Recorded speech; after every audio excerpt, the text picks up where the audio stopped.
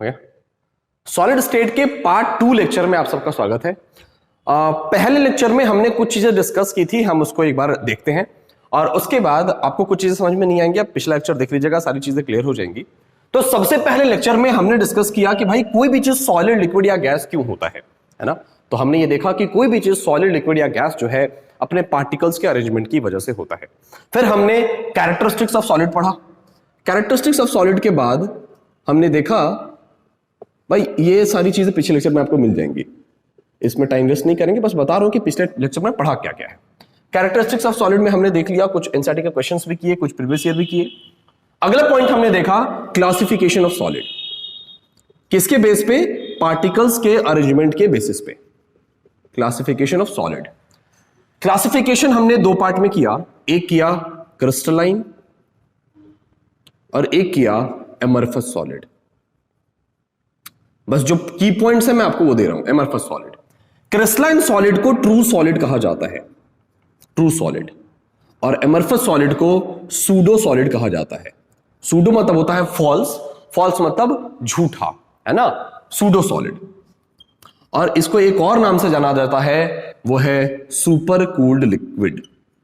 Super cooled liquid. NCERT का एक सवाल भी है इस पे कि भाई पुराने बिल्डिंग में जो शीशा होता है वो लंबे वक्त के बाद जो है नीचे मोटा क्यों हो जाता है, ऊपर पतला क्यों होता है? उसका आंसर यही है कि जो एमरफस सॉलिड जो है वो सुपर कूल्ड लिक्विड होता है और लिक्विड की टेंडेंसी होती है फ्लो करना, और एक लंबे अरसे के बाद जो ग्लास है वो एमरफस सॉलिड होता है, लंबे अरसे के बाद जो है वो फ्लो करके नीचे आ जाता है, इसलिए नीचे मोटा हो जाता है, ऊपर में पतला रहता है।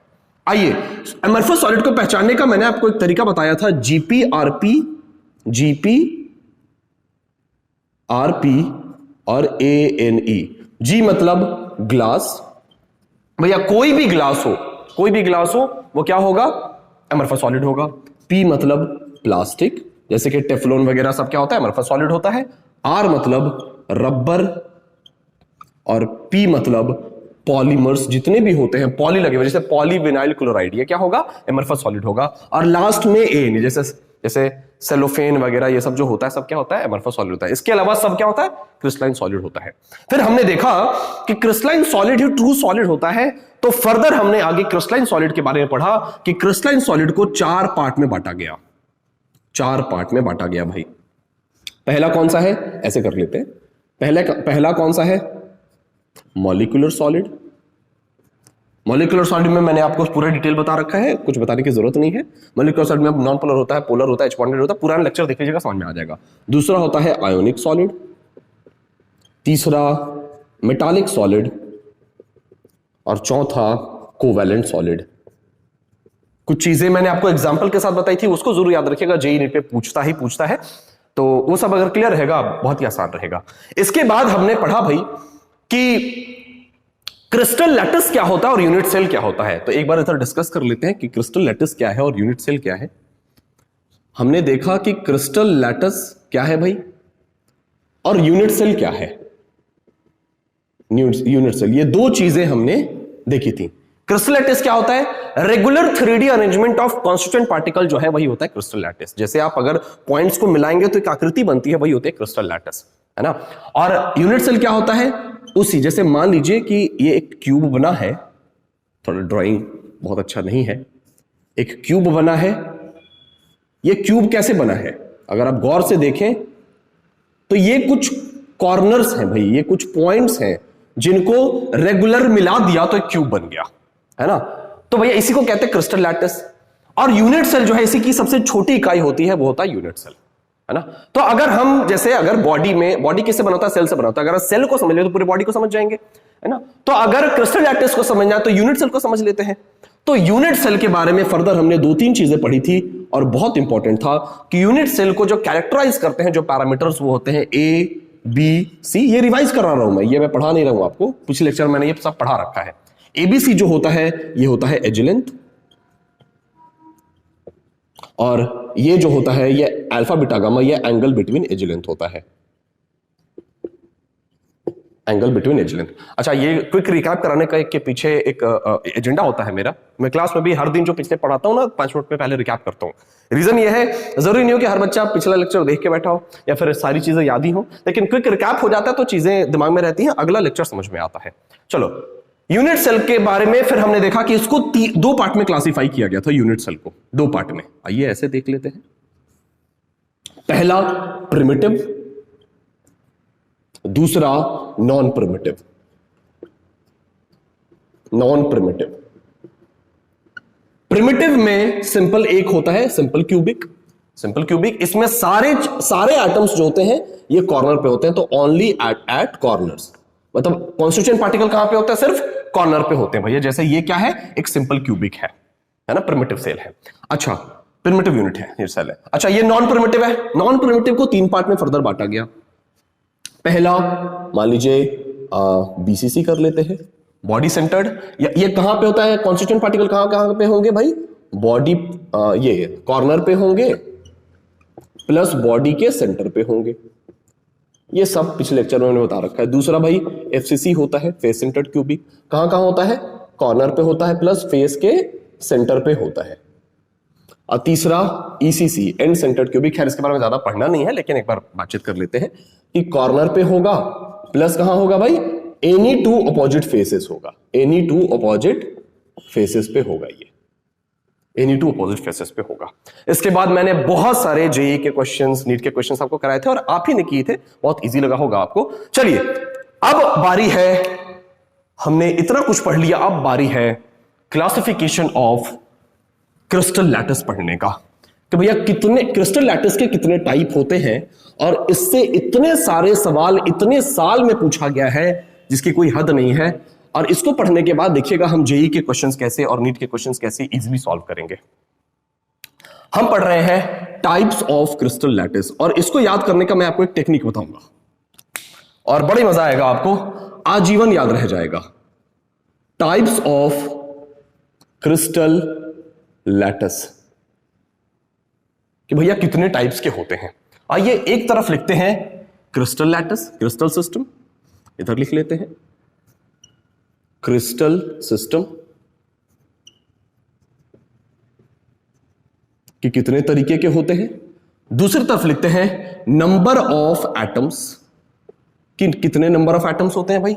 तीसरा, क्रिस्टल सिस्टम किससे बना होता है? यूनिट सेल से, और यूनिट सेल के पैरामीटर्स क्या क्या होते हैं भाई? एबीसी, एबीसी मतलब एबीसी मतलब एज लेंथ कर लें क्या? एज लेंथ लिख लेते हैं।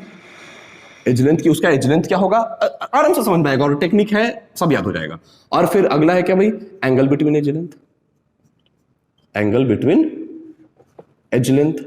आइए इसके बारे में बातचीत करते हैं, बहुत डिटेल में बातचीत करते हैं, बहुत डिटेल में बातचीत करेंगे। आइए समझते हैं। सबसे पहला, अगर इसको याद करने का तरीका बहुत डिफिकल्ट है और अलग अलग लोग अलग अलग तरीके से बताते हैं। एक तरीका है सी टॉम देयर करके, सी टॉम देयर, THR। टॉम मतलब क्या होता है? वो डॉगी है ना। सी टॉम देयर, देखो वहां पे क्या है? डॉगी है, देखो वहां पे कुत्ता है। सी टॉम देयर, आराम से समझिएगा, बड़ा ही मजेदार कॉन्सेप्ट है, बहुत ही मजेदार कॉन्सेप्ट है। मतलब सबसे पहला कौन सा हो गया भाई? क्यूबिक हो गया। कौन सा हो गया? क्यूबिक। दूसरा कौन सा हो गया? टेट्रागोनल हो गया। कौन सा हो गया भाई? टेट्रागोनल हो गया। देखिए सारा याद होते जाएगा। ओ से क्या हो गया? ऑर्थोरोम्बिक हो गया, ऑर्थोरोम्बिक। एम से क्या हो गया? मोनोक्लिनिक हो गया भाई, मोनोक्लिनिक हो गया। टी से क्या हो गया भाई? टेट्राहेड्रल हो गया, सॉरी ट्राइक्लिनिक हो गया। क्या हो गया भाई? ट्राइक्लिनिक हो गया। एच से क्या हो गया? हेक्सागोनल हो गया। और आर से रोम्बोहेड्रल, RHOMBOHEDRL, रोम्बोहेड्रल हो गया। मतलब याद करने का तरीका क्या है भाई? सी टॉम देयर, पहला वर्ड सी टॉम देयर, याद हो जाएगा, क्या ही दिक्कत है ना? याद कर लिया। मतलब कि 7 क्रिस्टल लैटिस होते हैं। कितने क्रिस्टल लैटिस हो गए? देखोगे नो, 1 2 3 4 5 6 7। पूछ लेगा अगर आपसे कि कितने क्रिस्टल लैटिस होते हैं भाई, कितने क्रिस्टल सिस्टम होते हैं, तो भाई आप कहिएगा 7 क्रिस्टल सिस्टम होते हैं। चलो वेरी गुड। अब पूछता यह है भाई कि नंबर ऑफ एटम्स बताओ, क्योंकि सारा खेल तो एटम का है, क्योंकि एटम के अरेंजमेंट से ही तो सॉलिड बना है। तो हमें अगर यह पता लगाना हो कि क्यूबिक सेल में कितने, क्यूबिक क्रिस्टल लैटिस में कितने एटम होते हैं, तो कैसे पता लगाएंगे? इसका एक तरीका है भाई, इसको याद करने का, जैसे कोई ना कोई पहला फोन नंबर आपने याद किया होगा, इसको भी उसी तरीके से याद करना है। खैर एक टेक्निक भी है, 3 2 4 2 1 1 1। मैंने क्लास में पढ़ाया था, बच्चों ने इसको पढ़ने के बाद क्वेश्चन को 1 मिनट से भी कम में आंसर दे रहे थे जेईई नीट के क्वेश्चन को, और आई होप आप भी दे पाएंगे।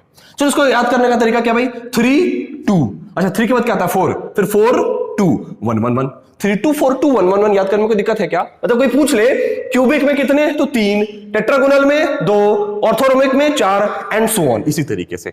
अब एज लेंथ की बात आती है, एज लेंथ तो इतना सिंपल है याद करना कि पूछो मत यार। A is equals to B is equals to C. Cubic को अगर आप ध्यान से देखें, आइए मैं आपको दिखाता हूं। अगर आप क्यूबिक क्रिस्टल सिस्टम को ध्यान से देखें तो जितना बड़ा ए होता है उतना ही बड़ा बी होता है, उतना ही बड़ा सी होता है, बराबर होते हैं, है ना भाई, बराबर होते हैं। A is equals to B is equals to सी, और जो पहले का वही लास्ट का। मतलब अगर हमें लिखे तो a is equals to B is equals to c. अच्छा दूसरा, a is equals to B not equals to c, जो दूसरे का वही सेकेंड लास्ट का। A is equals to B not equals to c. अच्छा बाकी जो 3 बचे वो आपस में बराबर नहीं होते हैं, ये सारे आपस में बराबर नहीं होते हैं। मतलब भाई क्रिस्टल सिस्टम को याद करने का तरीका सी टॉम देयर, नंबर ऑफ एटम्स याद करने का 3 2 4 2 1 1 1, और ये वाला A is equals to B is equals to C, last वाला वही, A is equals to B not equals to C, last second last वही। फिर तीनों आपस में क्या होते हैं भाई, बराबर नहीं होते। आराम से याद हो जाएगा। अब एंगल को याद करने का तरीका बताइए सर, क्योंकि हर जगह टेक्निक तो ये सारा चीज बताया जाता है, ये वाला थोड़ा मुश्किल होता है। चलो आप देखते हैं। इसमें alpha is equals to beta is equals to gamma is equals to 90 degree होता है, और जो पहले का वही दूसरे का भी, मतलब alpha is equals to beta is equals to gamma is equals to 90 degree, वही तीसरे का alpha is equals to beta is equals to gamma is equals to 90 degree. यहां तक तो चलो सर याद हो जाएगा, हमें कोई दिक्कत ही नहीं होगा, यहां तक याद हो जाएगा। लेकिन सर अब मोनोक्लिक में जैसे ही आएंगे ना, अब यहां से गड़बड़ शुरू हो जाता है, अलग पैटर्न फॉलो होता है। तो मोनो में देखो ध्यान से, याद करने का तरीका क्या है। मोनो में सबसे पहला लेटर कौन सा है, एम। एम मतलब मिडिल मतलब बीच वाला, मतलब बीच वाले में कुछ गड़बड़ी हो जाएगी। बीच में क्या है, बीटा है, मतलब कि alpha is equals to gamma is equals to 90 degree तो होगा, लेकिन बीच वाले में गड़बड़ी हो जाएगी, मतलब कि beta is not equals to 90। देखो कितना आसान था, मुश्किल है क्या, बहुत आसान है। अच्छा चलो सर ट्राई क्लिनिक का बता दो, ट्राई क्लिनिक का बता के देखो। ट्राई में मतलब क्या होता है, 3, मतलब मोनो में पहला लेटर एम, एम मतलब मिडिल मतलब बीच वाला गड़बड़, मतलब बीटा 90 डिग्री के बराबर नहीं होगा। ट्राई मतलब होता है 3, तीनों गड़बड़। Sir alpha not equal to beta, sorry alpha not equal to beta not equal to gamma not equal to 90 degree, मतलब तीनों आपस में बराबर नहीं होंगे और 90 डिग्री के बराबर नहीं होंगे, सब अलग अलग होगा। अच्छा सर हेक्सागोनल का बताओ, और हेक्सागोनल तो इस बार मेंस में आप अगर पीछे प्रीवियस ईयर देखे तो मेंस में पूछा रखा था, हम अभी क्वेश्चन सॉल्व करेंगे। क्या होता है भाई हेक्सागोनल का, sir alpha is equal to beta is equal to 90 तो होता है, लेकिन गामा जो होता है वो 120 डिग्री होता है। अरे अरे अरे अरे, अच्छा रोम्बोहेड्रल बता दीजिए। रोम्बोहेड्रल में कोई जो है एक दूसरे के बराबर नहीं होता, जैसे अल्फा, अच्छा सब बराबर तो होते हैं, जैसे alpha is equals to beta is equals to gamma, लेकिन ये कोई भी 90 डिग्री के बराबर नहीं होते हैं। सब आपस में बराबर रहेंगे, अल्फा भी बीटा भी गामा भी, लेकिन कोई 90 डिग्री के बराबर नहीं रहेगा। चलिए एक बार रिकैप करते हैं। अगर क्रिस्टल्स, इसको जरूर याद कीजिएगा, क्वेश्चंस रहते ही रहते हैं। सी टॉम देयर, याद रहेगा, सी टॉम देयर, 3 2 4 2 1 1 1, ये जो पहला वही आखिरी, जो दूसरा वही सेकंड लास्ट, बाकी तीनों आपस में इक्वल नहीं रहेंगे। इसको याद करने का तरीका मैंने आपको बता दिया। अब इस पे इतना इंटरेस्टिंग क्वेश्चन नीट और जेईई पूछा है, आइए उसको पहले सॉल्व करते हैं, क्वेश्चन को फटाफट सॉल्व करते हैं,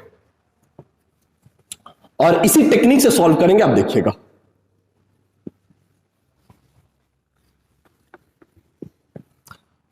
चलिए एक क्वेश्चन है भाई कि, चल एक क्वेश्चन है, which of the following primitive cell, solve करेंगे इसको। Which of the following primitive cell, फटाफट लिखेंगे, सॉल्व करेंगे, क्योंकि बिना क्वेश्चन के कॉन्सेप्ट समझना भाई मेरे पल्ले तो नहीं पड़ता है, आपको क्वेश्चन सॉल्व करने ही होते हैं। Primitive cell shows the given parameters, आप ही बताइएगा फटाफट। shows the given parameters, क्या है गिवन पैरामीटर यार, ए इज इक्वल्स टू मतलब a not equal to B not equal to सी, और एंगल क्या है alpha is equals to beta is equals to gamma is equals to 90 degree. अब बताना इसमें से कौन सा है। Option number a cubic, option number b tetragonal, option number c orthorhombic, option number d hexagonal. जल्दी से बताइए हेक्सागोनल। चलिए मैं इसको सॉल्व करता हूं फटाफट, उसके बाद दूसरे क्वेश्चन पर चलेंगे, फिर जेई का क्वेश्चन एक तुरंत सॉल्व करेंगे। आइए इसका सॉल्यूशन करते हैं। क्या कह रहा है कि अल्फा ए बी सी आपस में बराबर नहीं है, और अल्फा बीटा गामा जो है वो आपस में बराबर भी है और 90 डिग्री के बराबर है। अब सर इसमें से हम कंफ्यूजन है, आपने ट्रिक तो दिया था लेकिन तुरंत दिमाग अप्लाई नहीं कर पा रहा, आप कुछ अप्लाई करके बता दो तो हम शायद सॉल्व कर पाए। आओ देखो मैंने क्या बताया था, सी टॉम देयर, यही बताया था सी टॉम देयर। अब मैं नाम नहीं लिख रहा सबका, सी टॉम देयर बताया था। अच्छा पहले क्या बताया था कि a is equals to B is equals to c होता है सर, इसका भी होता है ए is equals to B is equals to c होता है सर, इसका a is equals to B not equals to c होता है सर, इसका a is equals to B not equals to c होता है सर। तो ना ये होगा ना ये होगा ना ये होगा ना ये होगा, क्यों? क्योंकि तीनों आपस में बराबर नहीं है। अच्छा ये तीनों आपस में बराबर नहीं होता, a is equals to B not equals to c, a is not equal to B not equal to c, a not equal to B not equal to c. इसी में से कोई ना कोई होना है, इसी में से कोई ना कोई होना है। अब होगा कौन सा, तो एक बार चलो एंगल चेक कर लेते हैं। तो alpha is equals to beta is equals to gamma is equals to 90 पहला होता है, यही दूसरा होता है और यही तीसरा होता है। मतलब सर देखो ऑर्थोरोम्बिक में अगर आप गौर से देखिए तो a is not equal to B not equal to सी है, और अल्फा बीटा गामा जो है आपस में क्या है, अल्फा बीटा और गामा आपस में क्या है 90 डिग्री के बराबर है। और यही तो पूछ रहा है कि ए बी सी आपस में बराबर नहीं हो और अल्फा बीटा गामा 90 डिग्री के बराबर हो तो कौन सा होगा, ऑर्थोरोम्बिक होगा सर। ऑर्थोरोम्बिक बिल्कुल सही आंसर है। चलो रिवाइज करें तो ये वाला भी सॉल्व कर ही लेते हैं भाई। ट्राई मोनोक्लिनिक में क्या होता था, मिडिल वाला गड़बड़, मतलब alpha is equals to gamma is equals to 90 लेकिन बीटा नॉट इक्वल टू 90, ऐसे याद रखना होता है, रटना नहीं होता। ट्राइक्लिनिक मतलब तीनों गड़बड़, alpha not equal to beta not equal to gamma not equal to 90। Hexagonal में क्या बताया था, alpha is equals to beta is equals to 90 लेकिन गामा जो है वो 120 के बराबर होगा। रोम्बोहेड्रल में क्या बताया था, alpha is equals to beta is equals to gamma लेकिन ये 90 डिग्री के बराबर नहीं होता। देखो कितना सिंपल है, और इसी पे एक जेई का तुरंत एक क्वेश्चन सॉल्व करते हैं। चलिएगा लेकिन एक जेई का क्वेश्चन सॉल्व करने से पहले आइए एक सिंपल सा क्वेश्चन सॉल्व करते हैं, उसके बाद जेई में जाएंगे। चलो मैं ब्लैक कलर से इस बार लिखता हूं ताकि आप डिफरेंशिएट कर पाए। दूसरा नंबर क्वेश्चन है, कह रहा है cubic crystal the crystal system, कह रहा है द क्रिस्टल सिस्टम, ध्यान से देखिएगा, यही सारे क्वेश्चंस आपके बेस को बिल्ड करेंगे। आप में और कोटा के बच्चों में, बाहर के बच्चों में यही फर्क होता है कि आप सिर्फ थ्योरी पढ़ते हैं और वो थ्योरी के साथ साथ ढेर सारे क्वेश्चंस करते हैं, और बिना क्वेश्चंस लगाए कुछ नहीं होने वाला है। जिसमें a इज इक्वल टू क्या है भाई, a is equal to 0.387 picometre है, ये सारे पिकोमीटर में है।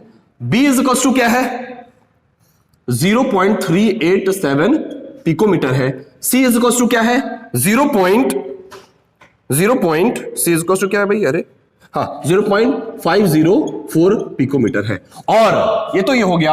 अब अल्फा इज इक्वल टू क्या है भाई, alpha is equal to beta is equal to 90 degree है, और गामा जो है वो 120 डिग्री के बराबर है। आप मुझे पता है आप आंसर दे देंगे, लेकिन चलो तब भी मैं ऑप्शन देता हूं आपको। क्वेश्चन यही है, कह रहा है कि एक क्रिस्टल सिस्टम है, एक क्रिस्टल सिस्टम है जिसका ए बी सी दिया हुआ है कि a is equal to B है नॉट इक्वल टू सी है। अगर इसको गौर से देखें तो a is equal to B है नॉट इक्वल टू सी है, और अल्फा बीटा गामा आपस में, अल्फा और बीटा क्या है भाई, अल्फा और बीटा क्या है, ध्यान से देखिए 90 डिग्री बराबर है, और गामा क्या है 120 डिग्री के बराबर है। चलो क्वेश्चन है भाई, option number A hexagonal, hexagonal, B Raju देख रहा है, तुमसे पूछेंगे अभी, देख तुमको समझ में आ गया, सबको समझ में आ गया। सी रोम्बोहेड्रल, रोम्बोहेड्रल, डी जो है ऑर्थोरोम्बिक, ऑर्थोरोम्बिक। समझ में आया कौन सा होगा, हेक्सागोनल बना रहे हो भाई, कितना साल पहले पढ़े थे, कितना साल पहले पढ़े थे, 2014 में राजू पढ़े थे, आप तो भी रेगुलर है भाई। अरे कितना सिंपल है यार, देखो तो a is equals to B not equals to सी है, किसमें है भाई, किसमें है, किसमें, देखिए यहां से a is equals to B not equals to c, किसमें, a is equals to B not equals to सी, और अल्फा बीटा जो है 90 के बराबर है और गामा किसके बराबर है, 120 के। आंसर क्या हो जाएगा, हेक्सागोनल। देखो कितना इजी होता है। अब यहीं पे तुरंत एक जेई का सवाल करेंगे और देखते हैं राजू बना पाता है कि नहीं बना पाता। अगर राजू बना लिया आप बना लेंगे, है ना। चलो देखते हैं भाई, मजा आ रहा होगा। सवाल बनता है बच्चों से तो मजा आता है, सवाल ही नहीं बनेगा मजा ही नहीं आएगा उनको। कॉन्फिडेंस तो सवाल से ही बिल्ड होगा ना, कॉन्फिडेंस तो थ्योरी से कभी बिल्ड होता ही नहीं है। थ्योरी पढ़ लिया, सवाल नहीं बन रहा है, पीवाईक्यूज हाथ में लिए, सब गड़बड़ लग रहा है सर, एक भी हिल नहीं रहा है, तब तो फिर प्रॉब्लम हो जाएगी वहां पे। चलो एक जेई मेंस का क्वेश्चन करते हैं, तब शायद बात बने। एक जेई मेंस का क्वेश्चन करते हैं। देखो कितना मजेदार सवाल है, ये पूछा है 2019 में। चलो देखते हैं भाई 2019 में। राजू ध्यान से, दिख रहा है यहां तक। चलो क्या है, कर रहा है, which primitive cell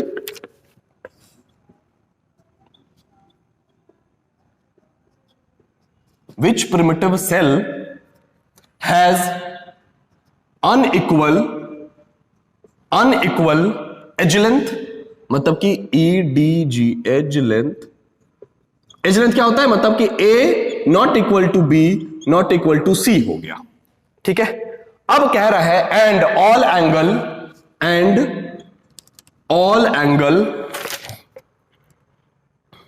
all angle different from 90 degree, all angle different from 90 degree, different from 90 degree. मतलब इसका मतलब क्या हुआ कि अल्फा जो है is equals to beta is equals to gamma not equal to 90 degree. अब ऑप्शन आपके पास क्या है, ध्यान से देखिएगा, ऑप्शन बताइएगा भाई, ध्यान से देखिएगा क्या है। पहला ट्राइक्लिनिक, दूसरा हेक्सागोनल,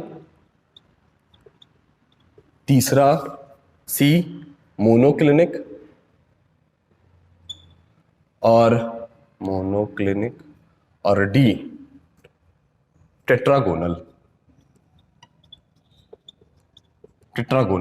अब इसमें से देखना है कि क्या है, क्या कह रहा है, all axial angles are different from 90 degree. चलो भाई क्या है भाई, अब देखते हैं इसमें all axial angles are different from, ये होगा, ये चीज है।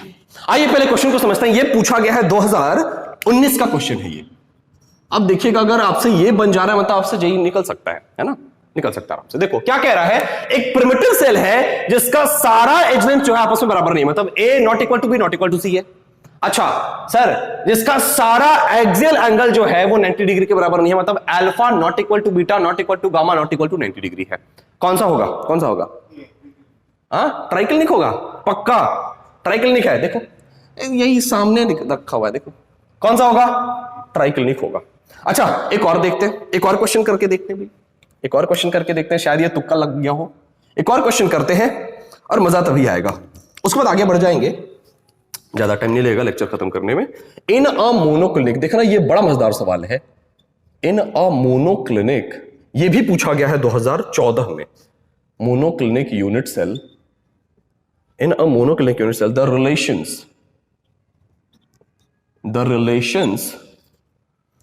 relation of sides and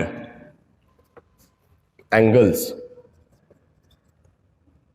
are respectively, मतलब कह रहा है कि एक मोनोक्लिनिक यूनिट सेल है, उसका एंगल मतलब ये एज लेंथ का और एंगल का रिलेशनशिप क्या है ये बता दीजिए। चलिए ऑप्शन नंबर ए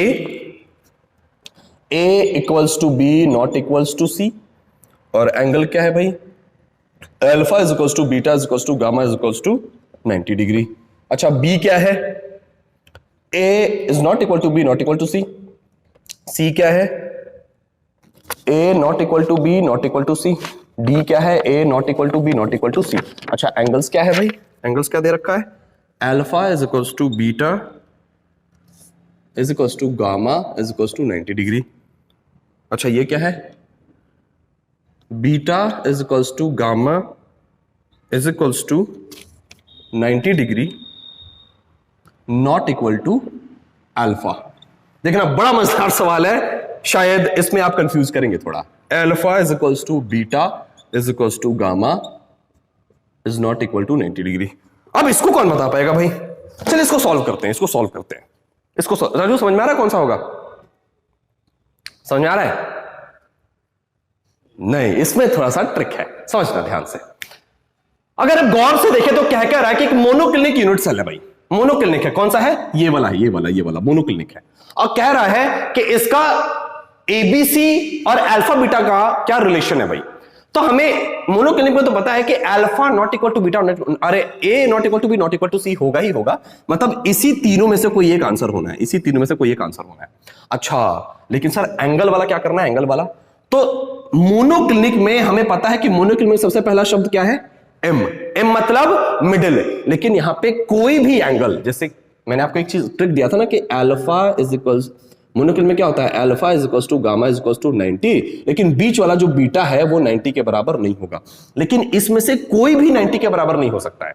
दो 90 के बराबर तो होगा लेकिन एक 90 के बराबर नहीं होगा। देखो इसमें से दो कौन सा 90 के बराबर और एक 90 के बराबर नहीं है। तो beta is equals to gamma is equal to 90 के बराबर तो है, लेकिन अल्फा 90 के बराबर नहीं है। इसलिए इसका सही आंसर जो होगा वो होगा सी। दिमाग रख, इसको ध्यान से समझना है। अच्छा मान लो कि ये नहीं पता चलता हमें, तो एक एक करके देख लेते कि भैया ये किसका होता है। तो ये alpha beta gamma not equal to 90 किसका होता है भैया? ये किसका होता है?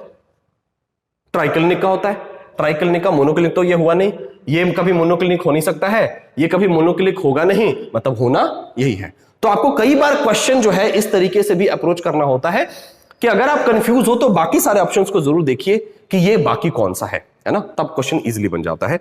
अब आइए आगे क्वेश्चन करते हैं, ज्यादा टाइम खराब नहीं करते हैं।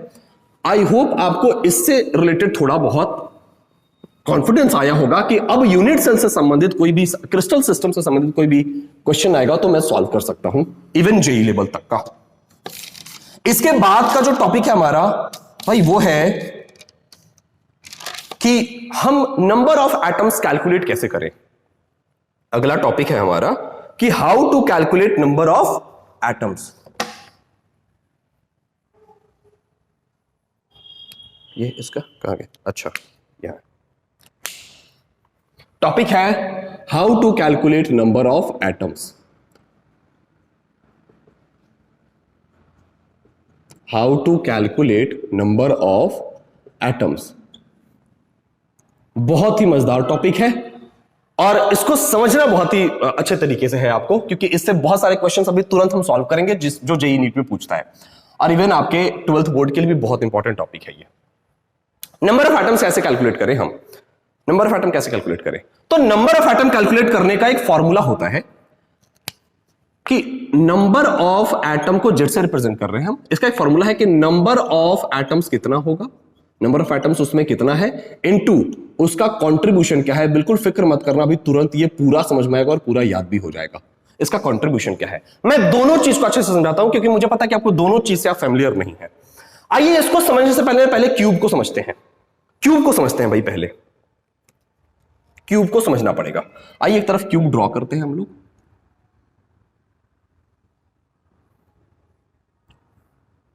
एक क्यूब हमने ड्रॉ कर लिया और क्यूब को थोड़ा सा स्टडी करते हैं हम, 8, 9, 10 से ही पढ़ते आए हैं। ये क्यूब है। अब जरा ये बताइए क्यूब में कितने कॉर्नर्स होते हैं?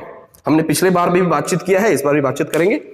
पिछले लेक्चर में भी हमने आपको अच्छे से समझाया था कि ये चलो एक क्यूब है, अगर आप इसके कॉर्नर को कैलकुलेट करें तो एक ये कॉर्नर 1 2 3 4 5 6 7 8, मतलब एक क्यूब में कितने कॉर्नर होते हैं? 8 कॉर्नर्स होते हैं भाई। एक क्यूब में 8 कॉर्नर्स होते हैं। तो अगर मैं यहां अगर कॉर्नर लिखूं, कॉर्नर तो कितने कितने होते हैं भाई? 8 होते हैं। मतलब 1 atom, 2 atom, 3 atom, 4 atom, 5 atom, 6 7 8 atom corner पे तो क्यूब का होगा ही होगा। अच्छा कितने फेस होते हैं? फेसेस कितने होते हैं क्यूब में? आओ इसको और अच्छे से समझते हैं। देखो आप अपने कमरे में जहां पे बैठ के लेक्चर देखना हो इसको ना कमरा समझिएगा और देखिएगा। एक ऊपर छत होगा आपका, छत, दूसरा नीचे जमीन होगा, 2 फेस हुआ। तीसरा एक ये वाला दीवार होगा, 3 फेस, एक ये वाला दीवार होगा 4 फेस, एक उधर का दीवार होगा और एक इधर का दीवार होगा 6 फेस। तो क्यूब में टोटल 6 फेसेस होते हैं, 6 चेहरे होते हैं, 6 फेसेस। तो लिख लेते हैं टोटल कितने होते हैं, 6 फेसेस। अच्छा अगर मैं पूछूं कि 6 फेस है, बॉडी सेंटर कितना होता है, बॉडी सेंटर कितना होगा? तो किसी का भी बॉडी का सेंटर तो एक ही होगा ना, तो बॉडी सेंटर कितना होगा, एक होगा। अच्छा अगर मैं इसमें पूछूं कि इसमें एज कितने होते हैं, एज, एज, अब एज किसको कहते हैं, किनारे को। देखो क्यूब में कितने एज होते हैं, 1 2 3 4। ठीक वैसे सब कैलकुलेट कर ले, जैसे आप अपने कमरे में बैठे ना तो गिनो 1 2 3 4, ऐसे अगर कैलकुलेट करेंगे तो आपको पता चलेगा कि एज जो है वो 12 होता है, एज जो है 12 होता है। अच्छा क्यूब का बॉडी डायगोनल कितना होता है, क्योंकि ये बहुत इंपॉर्टेंट है, बॉडी डायगोनल भी एक बार सवाल भी पूछा गया है इससे। बॉडी डायगोनल कितना होता है, तो भैया बॉडी डायगोनल होता है 4। अब मैं आपको समझा क्यों रहा हूं, ये समझा क्यों रहा हूं, इसलिए समझा रहा हूं कि अब यहां पे हम 3 सेक्शन में बांटेंगे। क्या हमें नंबर ऑफ एटम जो पता करना है किस किस में पता करना है, सिंपल क्यूबिक में, बीसीसी में और एफसीसी में, कि हम नंबर ऑफ एटम्स कैलकुलेट करें तो कैसे करें। आइए समझते हैं। इस सिंपल क्यूबिक में जो एटम होते हैं वो कहां होते हैं, ओनली एट कॉर्नर्स। कहां होते हैं, ओनली एट कॉर्नर्स। अच्छा बीसीसी में कॉर्नर पे होगा प्लस बॉडी के सेंटर पे होगा, बॉडी के सेंटर पे भी होगा। अच्छा एफसीसी में कहां होगा भाई, कॉर्नर पे होगा प्लस फेस के सेंटर पे भी होगा। तो ये तो पता लग गया सर, ये तो पता लग गया, लेकिन अभी तक ये पता नहीं चल पाया कि जेड कैलकुलेट कैसे करते हैं, आओ समझते हैं इसको। अच्छा अगर कॉर्नर पर सिंपल क्यूबिक में एटम है, कॉर्नर पे है, तो एक क्यूब में कितने कॉर्नर होते हैं, 8। मतलब कि अगर मुझे इसका जेड कैलकुलेट करना हो तो फॉर्मूला क्या है, नंबर ऑफ एटम्स, तो कॉर्नर पे कितने एटम होते हैं 8, और इनटू उसका कंट्रीब्यूशन, मतलब कॉर्नर का भागीदारी क्या है। अब इसको समझिए अच्छे से, एक कॉर्नर के एटम का भागीदारी क्या होता है, इसको अच्छे से समझते हैं। मान लीजिए कि कॉर्नर, इसको बहुत अच्छे से समझिएगा प्लीज। कई बार लोग समझते हैं ना कि 8 है इसलिए इसका कंट्रीब्यूशन 1/8 होता है, ऐसा नहीं होता है, ऐसा नहीं होता है, इसको समझिएगा अच्छे से। एक कॉर्नर है, ये एक कॉर्नर है क्यूब का, तो ये जो कॉर्नर है और कितने क्यूब में इसकी हिस्सेदारी है और कितने क्यूब में इसकी भागीदारी है। कंट्रीब्यूशन तो क्या होता है, भागीदारी। तो आप समझते हैं, मान लो एक क्यूब है, ये एक, तो एक तो इस क्यूब में है जो ये आपके पास मौजूद है। अगर हम एक क्यूब यहां पे भी रख दें तब भी उसका ये कॉर्नर रहेगा कि नहीं रहेगा, 2 क्यूब में हो गया। अगर हम एक क्यूब इसके ऊपर रख दें तब भी उसका ये कॉर्नर होगा, 3 हो गया। एक क्यूब यहां जो हमने क्यूब रखा था उसके ऊपर रख दें तभी ये क्या होगा, तो 4 क्यूब हो गया। और ठीक उल्टा इधर भी सेम चीज करें तो ये एक कॉर्नर 8 क्यूब में बट रहा है, बट रहा है कि नहीं, समझ में आया तुमको, पक्का? चलो तो एक क्यूब है, इसका जो कॉर्नर है, अगर इसको ध्यान से एक बार जल्दी दौड़ के आओ, समझाते हैं, जल्दी जल्दी जल्दी जल्दी, टाइम नहीं है, क्योंकि ये समझाना बहुत जरूरी है, स्टूडेंट्स इसमें कंफ्यूज कर जाते हैं। इसको पकड़िएगा, इसको ध्यान समझिएगा। ये कॉर्नर है, कॉर्नर है ना, एक कॉर्नर का, एक कॉर्नर पे एटम होता है ना, देखो कॉर्नर पे क्या है, एटम है। इस एटम का भागीदारी कितने क्यूब में है, इसको ध्यान से समझना है। तो एक तो भैया ये क्यूब है, इसमें इसका भागीदारी है। अगर एक क्यूब हम यहां पे भी रख दे इसके पैरेलल तो उसका भी तो ये कॉर्नर होगा। एक रूम, दरवाजा देखो ना, अरे एक रूम देखो, आपके 1-2 रूम अगर सटे हुए हैं तो दोनों का कॉर्नर सेम होता है, समझ में आ रहा है? तो ये, अच्छा एक क्यूब अगर हम इसके ऊपर रख दें तब उसका भी ये कॉर्नर होगा, तो 3 हो गया। एक क्यूब यहां जो हमने रखा था इसके ऊपर भी रख दे तब भी उसका ये होगा। और ठीक अगर उल्टा इधर भी हम कर दे तो देखो इस कॉर्नर का कंट्रीब्यूशन भागीदारी 8 क्यूब में है कि नहीं, सॉरी 8 क्यूब में है।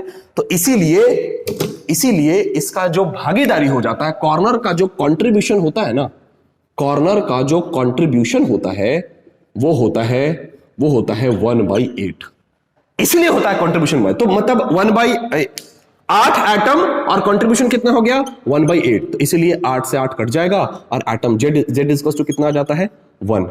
अरे सर मजा आ गया, अब पता चल गया। अब ऐसे सर बॉडी सेंटर का समझाइए। अरे बहुत इजी है, एक तो एटम जेड कैलकुलेट कर रहे हैं, एक तो एटम कहां पे, कॉर्नर पे। कॉर्नर कितने होते हैं 8, कंट्रीब्यूशन कितना हमने पढ़ा 1/8 प्लस बॉडी सेंटर कितना होता है भैया, बॉडी सेंटर एक ही होता है, 2 हो ही नहीं सकता है ना, बॉडी सेंटर एक ही होता है तो 1। और बॉडी सेंटर का कंट्रीब्यूशन क्या होगा, अब इमेजिन करो, मान लो ये क्यूब है, इसका अंदर में कोई एक सेंटर है, इस सेंटर का भागीदार किसी और सेंटर में है क्या, नहीं है ही नहीं ना। अगर कोई और क्यूब हम यहां रखते हैं तो उसका सेंटर कुछ और होगा। तो एक सेंटर की भागीदारी एक ही क्यूब में है, इसीलिए इसकी भागीदारी, बॉडी सेंटर की भागीदारी क्या होती है भाई 1 ही होती है। बॉडी सेंटर की भागीदारी क्या होती है? 1 होती है, इसीलिए 1 इंटू 1, 1 इंटू 1, इसलिए 1 से कट जाए, ये 8 से 8 कट जाएगा, कितना आ गया? 2 आ गया। अब समझ में आया सर। वैसे फेस सेंटर का समझा दीजिए, फेस सेंटर का समझा दीजिए। इसमें भी अगर जेड को कैलकुलेट करना है तो एक तो कॉर्नर पे है, कॉर्नर पे 8 एटम होते हैं, कंट्रीब्यूशन 1/8 होता है, प्लस फेस सेंटर पे भी एटम होते हैं। कहां कहां है? फेस सेंटर पे। कितने फेस होते हैं? 6, 1 2 3 4। देखो, एक ऊपर वाला फेस, एक नीचे वाला फेस, एक इधर वाला फेस, एक इधर वाले फेस पे भी होगा, एक इधर वाले फेस पे भी होगा और एक उधर वाले फेस पे ही होगा। इतने एटम्स होंगे कि नहीं होंगे? होंगे। अब फेस का कंट्रीब्यूशन समझना है भाई, फेस का कंट्रीब्यूशन समझना है ना। फेस का कंट्रीब्यूशन होता है 1/2, लेकिन कैसे? ये बच्चे समझ नहीं पाते।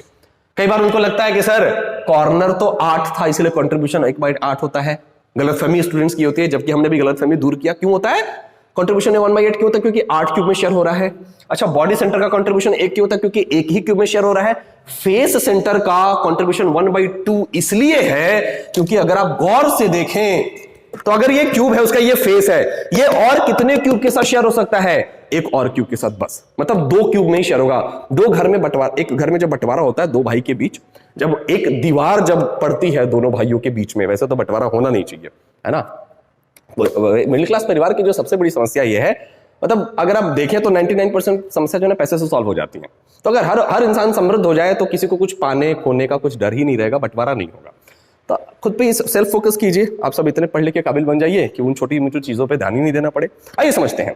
अगर एक घर में बंटवारा होता है तो एक कमरा मान लीजिए 2 पार्ट में बंट रहा है, तो एक फेस, मान लो ये वाला क्या है? फेस है। एक कमरा ये, एक कमरा ये, तो ये फेस कितने में शेयर हो रहा है? एक इसमें और एक इसमें। क्या इसमें शेयर होगा? नहीं होगा, कभी नहीं होगा। इसीलिए फेस का जो कंट्रीब्यूशन होता है ना, वो होता है 1/2।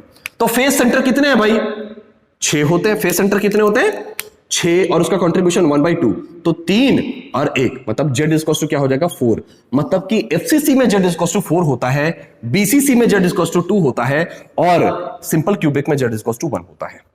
अरे सर अभी थोड़ा सा अच्छा लगा, मजा आया। चलो इसको समझते हैं। एक और चीज समझते हैं। इतना हमने समझ लिया। एक और चीज जरा समझते हैं हम। इसको मिटाया जाए क्या? एक और चीज समझते हैं। तो मिटाते क्या है? मिटाते नहीं है, इसी में देख लेते हैं, चाहे मिटा ही देते हैं। एक और चीज, नंबर ऑफ एटम्स तो हमने सर निकालना सीख लिया कि नंबर ऑफ एटम्स निकालते हैं। नंबर ऑफ एटम्स का फॉर्मूला क्या होता है? Number of atoms into contribution. Face का कंट्रीब्यूशन क्या होगा? 1/2। बॉडी सेंटर का कंट्रीब्यूशन 1, कॉर्नर का कंट्रीब्यूशन 1/8। लेकिन सर एक वाला आपने बताया नहीं, एक मिस हो गया मेरे से। चलो मैं बता देता हूं, या फिर आप ही बताइएगा। देखते हैं कितने बच्चे इसका जवाब दे पाते हैं। ये जो एज है, एज कितने होते हैं? एज जो होते हैं वो होते हैं 12। एज का कंट्रीब्यूशन कोई बताएगा क्या? कोई बता सकता है क्या? एज का कंट्रीब्यूशन कोई बता सकता है? चलिए एज का कंट्रीब्यूशन पता करते हैं भाई। गौर से देखना, मान लो ये है, इसका ये वाला एज है, ये कितने क्यूब में शेयर हो सकता है भाई? एक तो ये वाला क्यूब में शेयर हो रहा है, एक अगर इसके ऊपर रख दो उसका भी एज हो जाएगा, तो 2 हो गया। एक इधर रख दो नीचे इसके पैरेलल, जैसे ये क्यूब है ना, एक यहां रख दो, उसका भी एज हो गया, 3 हो गया। एक इसके ऊपर रख दो, 4 हो गया। तो एज का कंट्रीब्यूशन क्या होगा? एक एज कितने क्यूब में बट रहा है? 4 में, तो कंट्रीब्यूशन 1/4 हो जाता है। जेई का एक बार का सवाल है इससे संबंधित, अभी हम सॉल्व भी करेंगे, मजा आएगा। इसका कंट्रीब्यूशन 1/4 होता है भाई। चलो सर इतना तो समझ में आ गया। अब जरा कुछ इंपॉर्टेंट चीज पढ़ते हैं इसके बारे में, और देखना भी तुरंत जेई के क्वेश्चन सॉल्व करेंगे। थोड़ा सा सिंपल क्यूबिक, बीसीसी और एफसीसी के बारे में थोड़ा कुछ और पढ़ते हैं, ताकि हमें कुछ क्लियरिटी रहे और जेई नीट के क्वेश्चंस इजीली सॉल्व हो जाए और 12वीं में कोई दिक्कत ना हो। आइए समझते हैं। सिंपल क्यूबिक में हमने देखा कि sir z is equal to क्या है? z इतना तक दिखाई दे रहा है? z इज इक्वल टू क्या है सिंपल क्यूबिक में? 1। बीसीसी में क्या था सर? 2। एफसीसी में 4 था सर। चलो सर ये तो ठीक है। अब जरा कोऑर्डिनेशन नंबर समझते हैं। कोऑर्डिनेशन नंबर आओ देखते हैं। कोऑर्डिनेशन सिंपल क्यूबिक में कोऑर्डिनेशन नंबर मतलब होता है, अगर ठेठ भाषा में समझा दे तो पड़ोसी होता है। कितना क्या होता है? पड़ोसी। आइए देखते हैं। सिंपल क्यूबिक का एक स्ट्रक्चर ड्रॉ करें। एक स्ट्रक्चर ड्रॉ करते हैं।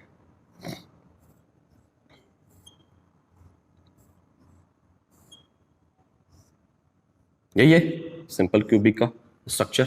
मतलब एटम 1 2 3 4 5 6 7 8।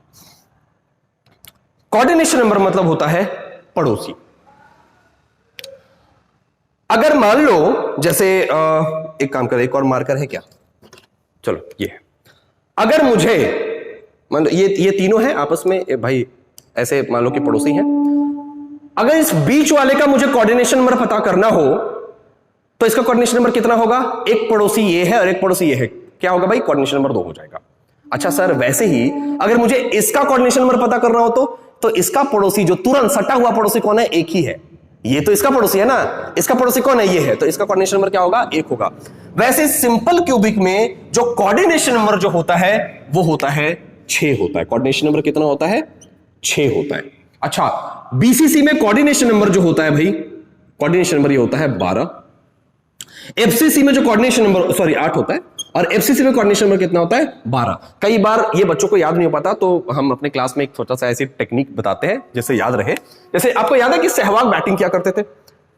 और सहवाग जब बैटिंग क्या करते थे तो या तो चौके से शुरुआत करते थे या तो छक्के से शुरुआत करते थे, और हम सबको मजा आ जाता था। स्पेशली जब पाकिस्तान के खिलाफ जब मैच होता था तो शोएब अख्तर के खिलाफ वो मस्त एक लंबा सा छक्का मारते थे, मजा आ जाता था। तो सिंपल क्यूबिक मतलब सिंपल क्यूबिक को सहवाग मानो आप, है ना। सिंपल क्यूबिक ऐसे शुरू भी हो रहा है, सहवाग मान लीजिए इसको। सहवाग अगर छक्के से शुरू कर रहा है तो मजा आ जाएगा, है ना। इसीलिए इसका कोऑर्डिनेशन नंबर कितना होता है? मान लो कि 6। याद रखने का तरीका है। अब छक्का मारने के बाद कोई 2 रन ले लेता था तो कमेंटेटर जो है वो कमेंट करते थे कि ये देखो सूझबूझ भरी बैटिंग, पहले बॉल पे छक्का मारा, दूसरे बॉल पे डबल ले लिया, इसको कहते हैं सूझबूझ भरी बैटिंग। तो छक्के के बाद डबल ले लिया, है ना, तो 6 और 2 8। अब 6 और 2 8 हुआ, 2 जो जोड़ा था हमने उसे इसको मल्टीप्लाई कर दो तो 6 दूनी कितना हो गया? 12। ये जस्ट एक याद करने का टेक्निक है, याद रहता है ना। 6 8 और 12 होता है। इसके बाद एक बहुत इंपॉर्टेंट चीज है कि ए एंड आर के बीच रिलेशन क्या होता है इन सब में। ए और आर के बीच रिलेशन क्या होता है इन सब में, आइए देखते हैं भाई। ए क्या है यहां पे? ए है यहां पे एज लेंथ। क्या है भाई? Edge length. इसको ऐसे देखते हैं। ए क्या है? एज लेंथ है, देखिए ये वाला। आइए इसमें भी बना लेते हैं एक, तब अच्छे समझ में आएगा। इसमें भी बना लिया और एक इसमें भी बना लेते हैं। बहुत अच्छे से समझिएगा। इन्हीं सबसे बेसिक अगर क्लियर हो गया, कॉन्सेप्ट क्लियर है, क्वेश्चंस आराम से बन जाते हैं। आइए, एटम जो होता है ना, मतलब ये पूछता है कि ए और आर के बीच रिलेशन क्या है। यहां पे ए क्या है? ए यहां पे ए है एज लेंथ। क्या है? As length. अच्छा, आर क्या है? रेडियस ऑफ एटम, यही है। तो पूछता है कि सिंपल क्यूबिक में ए और आर के बीच रिलेशन बताइए, बीसीसी में ए और आर के बीच बताइए, एफसीसी में बताइए। सर सिंपल क्यूबिक में पता है क्या होता है? देखो, एटम जो है, एनसीईआरटी किताब अगर आप उठाइएगा तो एटम कॉर्नर पे ना ऐसे नहीं होता, ये तो चलो अच्छा दिखने के लिए है। एटम जो है वो कुछ ऐसे होता है, ऐसे पैक्ड होता है भाई। कैसे होता है? ये कुछ इस तरीके से पैक्ड होता है, इस तरीके से। अगर आप गौर से देखें तो ये वाला क्यूब का जो ये वाला चीज है, ये वाला, ये ए है कि नहीं है? ए है। अगर आप इसको देखें तो भैया ये रेडियस है।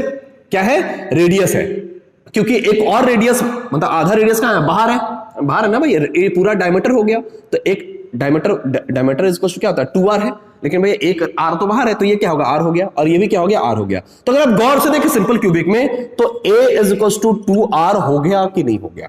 बिल्कुल हो गया भाई। अच्छा चलिए आइए बीसीसी में समझते हैं। बॉडी सेंटर्ड में, बॉडी सेंटर में अगर आप गौर से देखें तो भैया बॉडी सेंटर में एटम यहां पे होता है। कहां होता है? चलो ब्लैक से ड्रॉ करते हैं, शायद समझ में आ जाए। यहां होता है। देखिए, solid state is all about imagination. आप कितने अच्छे से इमेजिन कर पा रहे हैं। एक ये। अच्छा, दूसरा क्या हो गया? एक और कहां होता है भाई? कॉर्नर पे है, मान लीजिए कॉर्नर पे है। एक और कहां है भाई? कॉर्नर पे है। आइएगा देखिएगा, अगर एक बीसीसी में भाई बॉडी के सेंटर पे भी है, एक डायगोनल ड्रॉ करते हैं, डायगोनल ड्रॉ करते हैं। अगर आप गौर से देखें तो बीसीसी में ये क्यूब है। क्या है? एक क्यूब है। ये वाला आर आपको नजर आ रहा है, ये वाला जो है, ये वाला आर है। ये वाला क्या नजर आ रहा है? 2r नजर आ रहा है। ये वाला क्या नजर आ रहा है? r नजर आ रहा है। और अगर आप गौर से, आपको याद हो, अगर आपने पढ़ा हो 10th लेवल तक, तो बॉडी मतलब ये क्यूब का जो बॉडी डायगोनल होता है वो होता है √3a ए मतलब क्या है यहाँ पे साइड लेंथ, ये वाला क्या है side length, √3a is equals to, मतलब बॉडी डायगोनल है √3a और बॉडी डायगोनल पे कितने भाई एटम कितना आर है भाई 1 2 3 4, तो √3 इज इक्वल्स टू 4r। आइए फेस सेंटर वाला देखते हैं, एक बार फेस सेंटर वाला देखते हैं। फेस सेंटर पे मान लीजिए एक एटम है और कॉर्नर पे भी एक, भाई कॉर्नर पे भी क्या है भाई एटम्स है, कैसे करें, इधर कर लेते हैं, कॉर्नर पे एटम्स हैं भाई, इसको फिर से ड्रॉ करते हैं।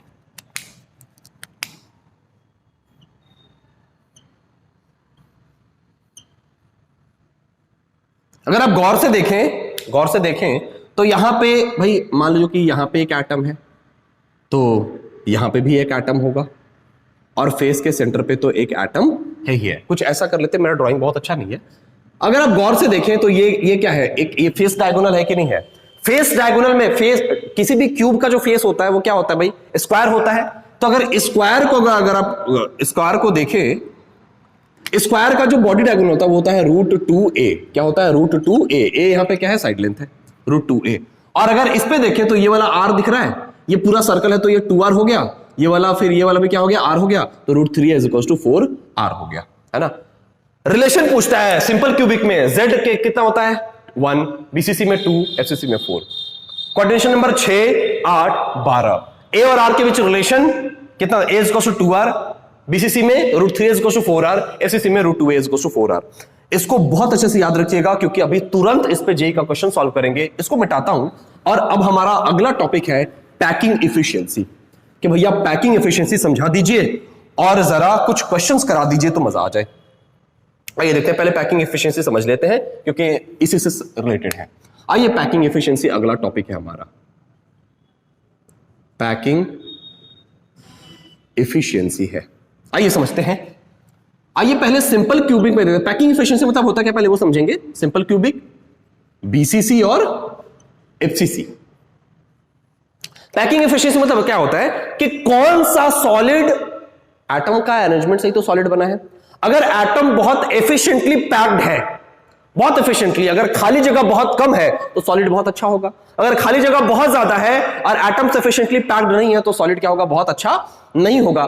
तो हम अगर सॉलिड स्टेट पढ़ रहे हैं तो यह भी पता करना होगा कि भैया कौन सॉलिड बढ़िया है, कौन सॉलिड एफिशिएंट है, कौन सॉलिड ज्यादा कम एफिशिएंट है। तो उसके लिए पैकिंग एफिशिएंसी पढ़ना पड़ा, है ना। आइए इसमें देखते हैं भाई सिंपल क्यूबिक का पैकिंग एफिशिएंसी क्या होता है। पैकिंग एफिशिएंसी का एक फॉर्मूला है, पैकिंग एफिशिएंसी का एक फॉर्मूला है, volume of atom in unit cell, volume of atom in unit cell अपन volume of unit cell, unit cell into 100, यही होता है पैकिंग एफिशिएंसी। आइए देखते हैं सिंपल क्यूबिक में करके देखते हैं भाई क्या होता है। सिंपल क्यूबिक में करके देखते हैं। सिंपल क्यूबिक को अगर आप गौर से देखें, सिंपल क्यूबिक को, तो a इज इक्वल्स टू, इसमें रिलेशन जो निकल के आया था 2r, बीसीसी में क्या आया था √3a is equals to 4r और एफसीसी में क्या आया था √2a is equals to 4r। आइए देखते हैं। अगर आप गौर से, और इसमें z की वैल्यू जो आई थी 1 आई थी, इसमें z की वैल्यू आई थी 2 आई थी और इसमें z की वैल्यू आई थी 4 आई थी। आइए पैकिंग एफिशिएंसी देखते हैं। अगर हम इसका पैकिंग एफिशिएंसी निकालें तो volume of atom in unit cell, अरे भाई साहब Z इंटू वॉल्यूम कितना होता है, मतलब इसमें कितने एटम होते हैं, एक ही एटम है, तो एक ही एटम का वॉल्यूम निकालना पड़ेगा। और एटम क्या होता है, स्फेरिकल होता है, स्फेरिकल। स्फेयर का वॉल्यूम क्या होता है 4/3 पाई r क्यूब होता है अपन volume of unit cell. Unit cell क्या है, क्यूब है, और क्यूब का वॉल्यूम क्या होता है a क्यूब इंटू 100। करते जाइएगा, 100 अब मैं नहीं लिखूंगा।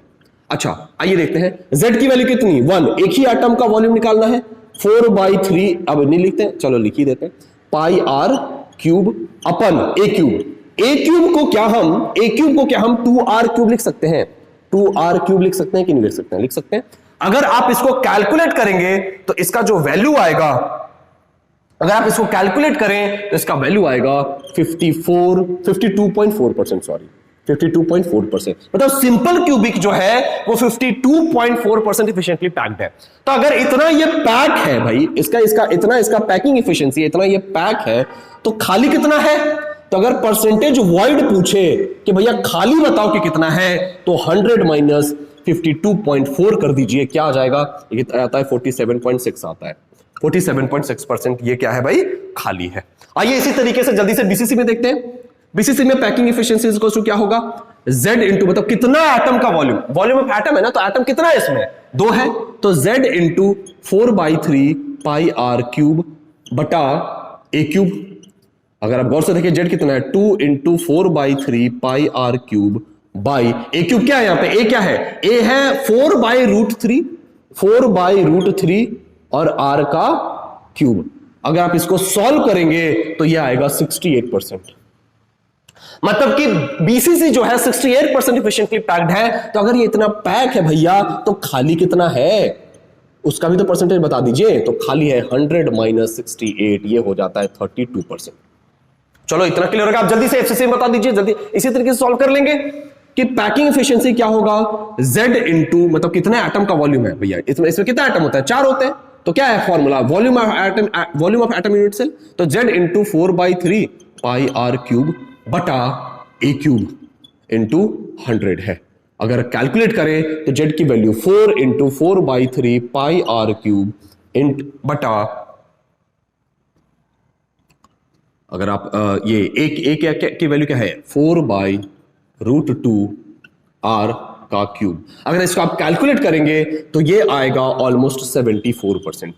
तो मतलब कि एफसीसी जो है वो 74% एफिशिएंटली पैक्ड है। तो खाली कितना होगा? परसेंटेज वाइड कितना होगा? तो ये होगा 100 माइनस 74, ये लगभग 26% होगा। अगर आपसे मैं यहीं पर रुक के एक सवाल पूछूं कि इस सिंपल क्यूबिक में, बीसीसी और एफसीसी में सबसे ज्यादा एफिशिएंटली पैक्ड कौन है, तो आप बोलिएगा एफसीसी, ये 74% पैक्ड है ना। इसका मतलब ये नहीं कि सबसे ज्यादा पैक्ड है ये, इसके आगे और भी पढ़ना है, लेकिन इन तीनों में सबसे ज्यादा जो है यही पैक्ड है ना। आइए इसके बाद कुछ जेई के क्वेश्चंस करते हैं, कुछ क्वेश्चंस करते हैं, तब क्लैरिटी आएगी। ये कॉन्सेप्ट पढ़ के आप कर ही क्या लीजिएगा, है ना। कुछ नहीं, सब बोर्ड में अच्छा कर पाएंगे आप, लेकिन अगर क्वेश्चंस नहीं करेंगे तो जेई नीट नहीं हो पाएगा, कॉन्फिडेंस ही नहीं आएगा। तो आइए कुछ क्वेश्चंस करते हैं फटाफट।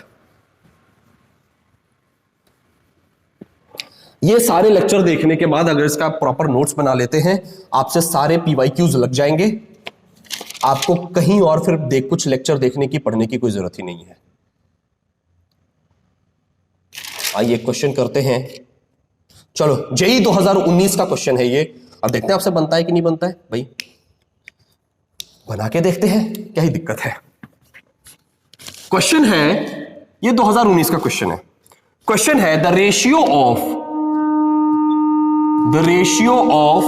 Number of atoms, the ratio of number of atoms मतलब क्या होता है? जेड। क्या होता है? Z. The ratio of number of atoms present in a simple cubic, मतलब सिंपल क्यूबिक, बीसीसी और एफसीसी रेस्पेक्टिवली। आपके पास ऑप्शन है, ये है 2019 का मेंस का क्वेश्चन है, 2019 का ये क्वेश्चन है। आइए ऑप्शन है, मैं ऑप्शन लिखूंगा, आप जवाब दे दीजिएगा, मुझे पता है। ऑप्शन है 8:1:6, बी है 1:2:4, सी है 4:2:1, डी है 4:2:3।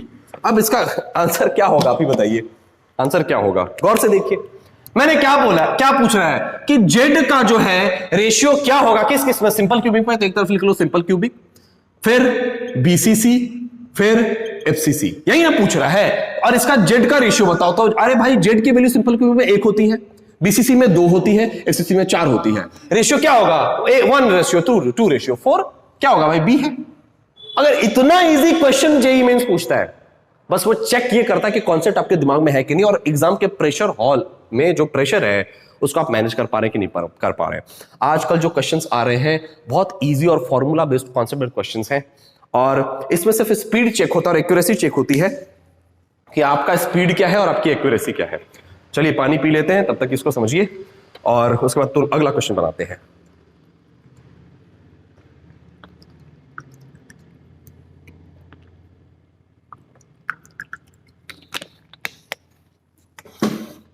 कॉन्सेप्ट एकदम क्रिस्टल क्लियर करेंगे। अगला क्वेश्चन देखते हैं भाई कि हमसे बन पाता है या नहीं बन पाता है।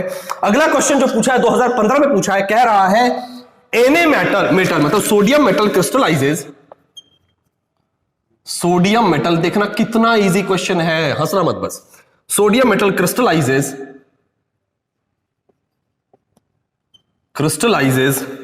इन अ बीसीसी। देखिएगा कि मैंने जो आपको पढ़ा है उससे क्वेश्चन बनता है कि नहीं बनता है।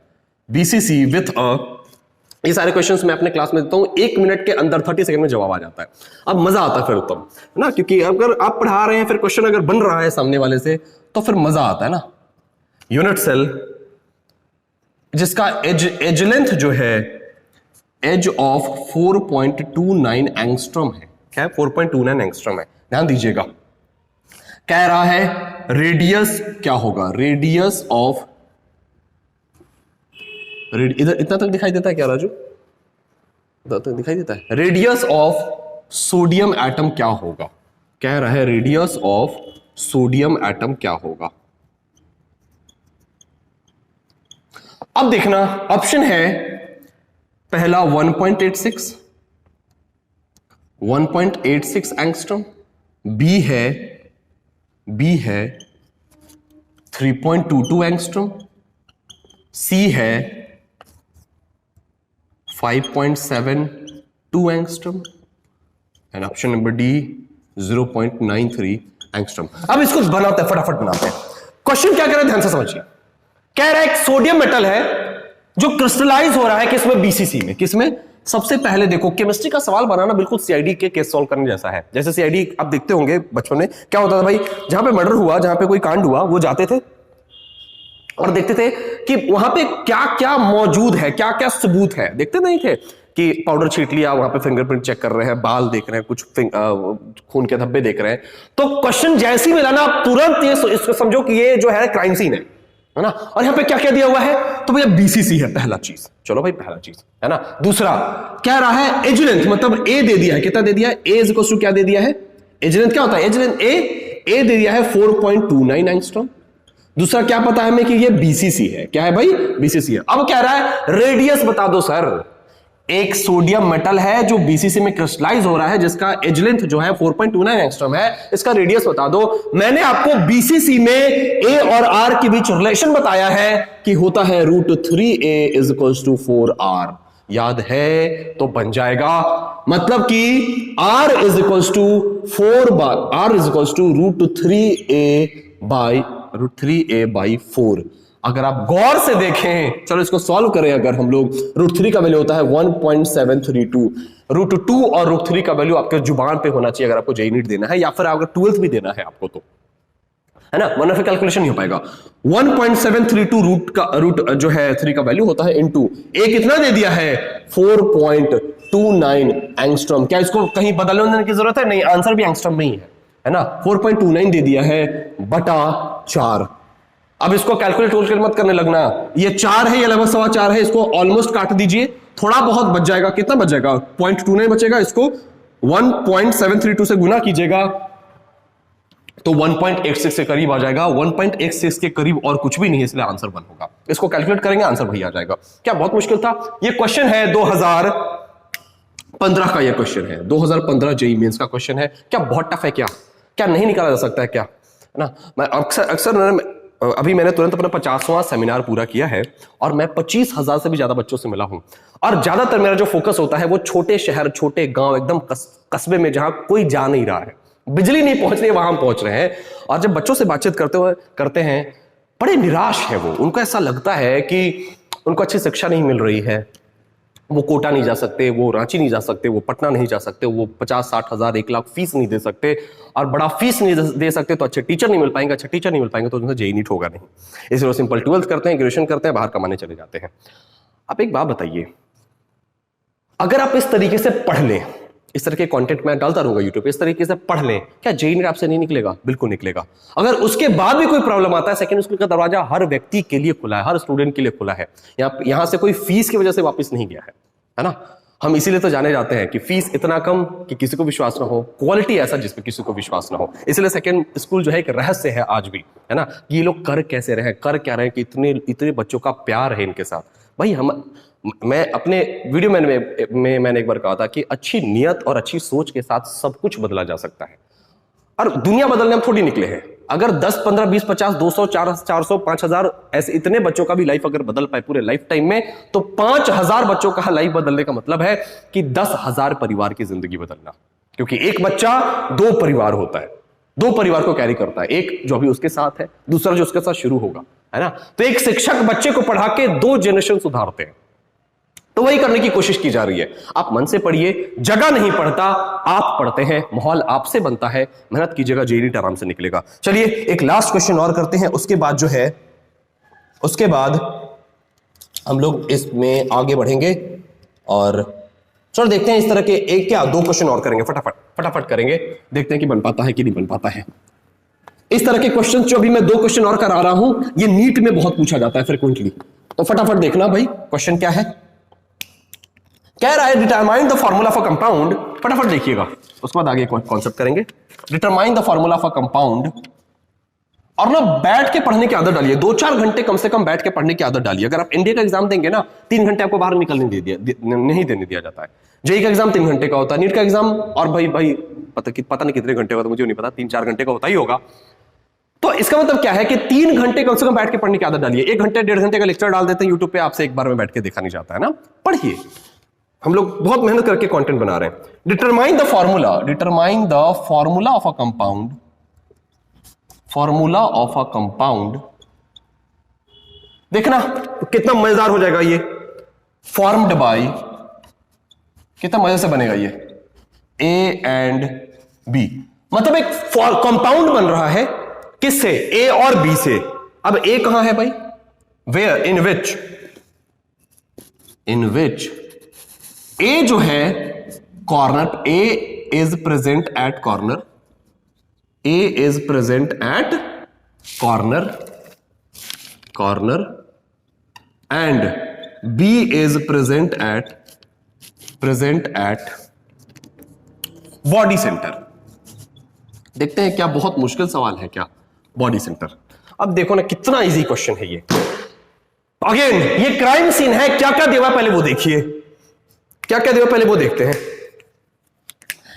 एक फॉर्मूला, एक कंपाउंड है, कंपाउंड किससे बना है, ए और बी से बना है, जिसमें ए जो है वो कहां पे है, ए जो है कॉर्नर पे है और बी जो है वो बॉडी सेंटर पे है। लिख ले क्या, ए कहां है, कॉर्नर पे है, और बी कहां है भाई, बॉडी के सेंटर पे है, बॉडी के सेंटर पे है। भैया कॉर्नर पे कितने एटम होते हैं, 8 होते हैं। कंट्रीब्यूशन कितना आता है, 1/8 होता है। एक ही ए होगा कि नहीं होगा, होगा। बॉडी सेंटर में कितना सेंटर होता है भाई बॉडी का, एक। कंट्रीब्यूशन क्या होता है, एक। तो मतलब ए भी 1 है और बी भी 1 है, ए भी 1 है, बी भी 1 है, मतलब फॉर्मूला हो जाएगा, मतलब ए भी 1 है, बी भी 1 है, तो फॉर्मूला हो जाएगा ए बी, क्योंकि 1 हम लोग लिखते नहीं है, तो फॉर्मूला यही हो जाएगा। इस तरह के क्वेश्चन नीट में पूछता है। एक और चलो इस तरह के सवाल बना लेते हैं फटाफट, फिर खत्म करेंगे, क्योंकि सवाल के बिना तो समझना ही मुश्किल है भाई। क्या रहा है, डिटरमाइन, सेम क्वेश्चन है, determine the formula for compound form by A and B, और जिसमें ए जो है वो कहां पे है, कॉर्नर पे है, और बी जो है वो कहां पे है, बी जो है फेस सेंटर पे मौजूद है। बी कहां पे है, फेस सेंटर पे। चलो फटाफट बनाओ, सेम क्वेश्चन है, determine the formula for compound form by A and B in which A is present at corner and B is present at face center. चलो यही क्वेश्चन है, चलो इसको सॉल्व करते हैं। सॉल्व करें क्या, नीट में पूछा जाता है ऐसा क्वेश्चन। ए कहां है भाई, कॉर्नर पे है। कॉर्नर पे कितने एटम होते हैं, 8। कंट्रीब्यूशन क्या होता है, 8, तो 1 हो गया। ए कितना है, 1 है। अच्छा चलो, बी का फेस सेंटर पे, फेस कितने होते हैं, 6। कंट्रीब्यूशन कितना होता है, 1/2, तो कितना हो गया, 3 हो गया। तो मतलब कि ए जो है 1 है, बी कितना है, 3 है, तो फॉर्मूला क्या हो जाएगा, AB3। कोई दिक्कत है, एक और चलो क्वेश्चन कर लेते हैं फटाफट, एक और क्वेश्चन कर लेते हैं। सेम ही क्वेश्चन है कि determine the formula for compound in which A is present at corner पे ही है, हाँ कॉर्नर पे ही है।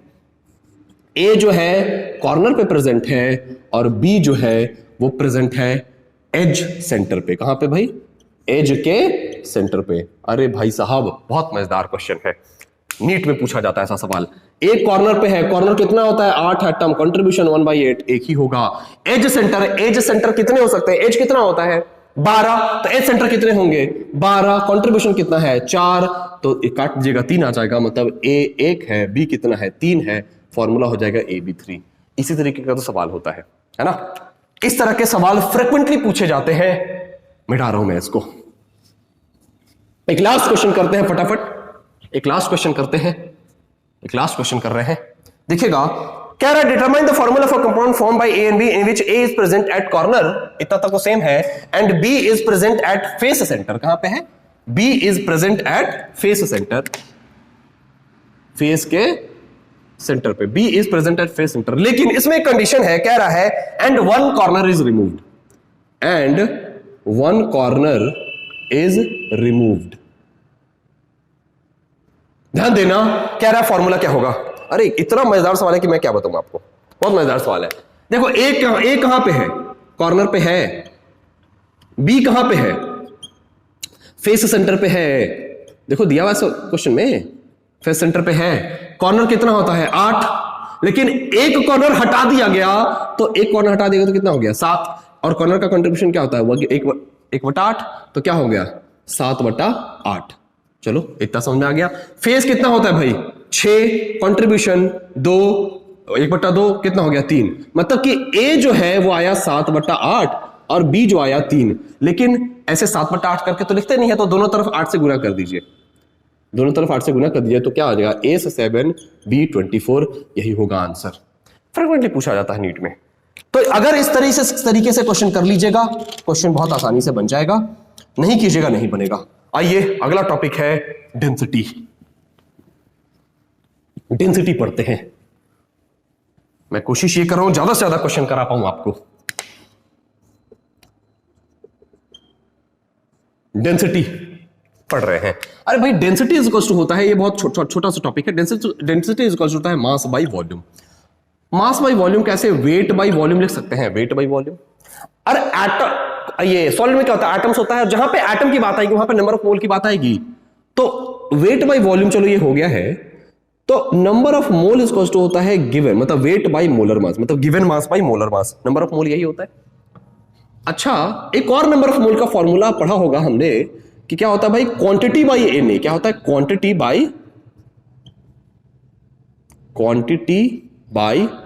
एन। अगर नहीं पढ़ा है पढ़ लीजिएगा, 11th में पढ़ना था। चलो मैं लिख देता हूं, नंबर ऑफ मोल के 3-4 फॉर्मूले होते हैं भाई। पहला गिवन मास बाई मोलर मास, दूसरा होता है गिवन वॉल्यूम बाई 22.4 लीटर, तीसरा होता है क्वांटिटी बाई एन। एन क्या है एवोगाद्रो नंबर, एवोगाद्रो नंबर कितना होता है 6.022 × 10^24।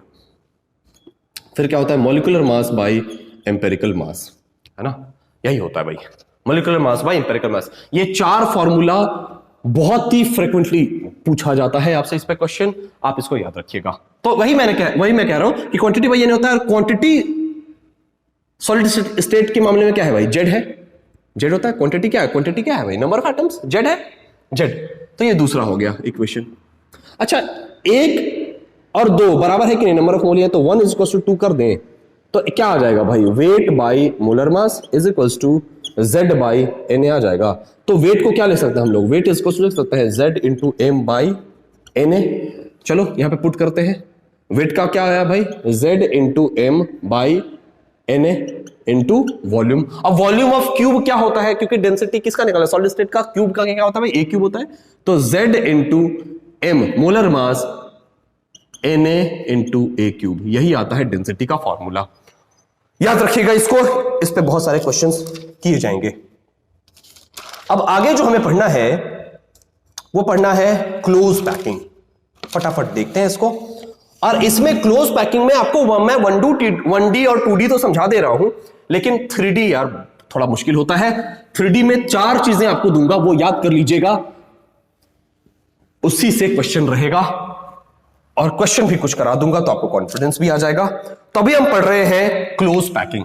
फटाफट देखते हैं क्लोज पैकिंग।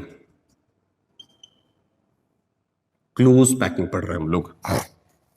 आइए, सबसे पहला क्लोज पैकिंग में जो हमें जो पढ़ना है भाई, क्लोज पैकिंग इन 1D।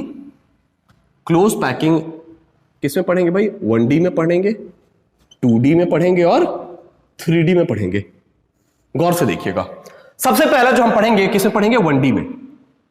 सबसे पहला जो पढ़ेंगे वो पढ़ेंगे 1 डायमेंशन में। इसी तरीके से ना एटम्स अरेंज होता है, देखिए इसी तरीके से ना एटम्स अरेंज होता है, इसी तरीके से। एक डायमेंशन है भाई, सिर्फ एक्स एक्सिस, एक डायमेंशन।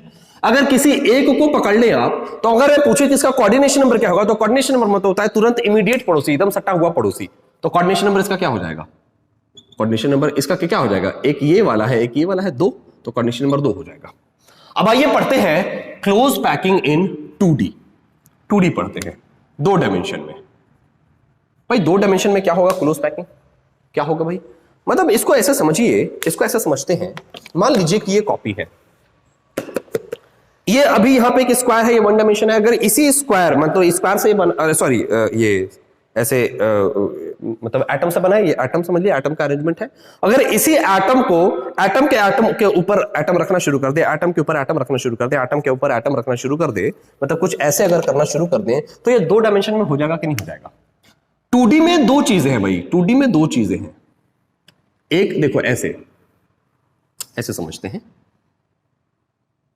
इस तरीके से अगर हम, एक पहला है होता है स्क्वायर क्लोज पैकिंग। क्या होता है? Square close packing. और एक होता है, अच्छे से लिखते हैं यार, एक तो लिखना मुझे वैसे भी नहीं पसंद ज्यादा। 1D हमने पढ़ लिया, 2D पढ़ रहे हैं, 2D पढ़ रहे हैं। 2D में 2 तरीके से पैक हो सकता है, ध्यान से देखिएगा। पहला है square close packing, square close packing, और दूसरा होता है हेक्सागोनल क्लोज पैकिंग। आइए दोनों क्या होता है बहुत अच्छे से समझेंगे अभी हम लोग, स्क्वायर क्लोज पैकिंग और हेक्सागोनल क्लोज पैकिंग। ये कैसा कैसा होता है आइए समझते हैं।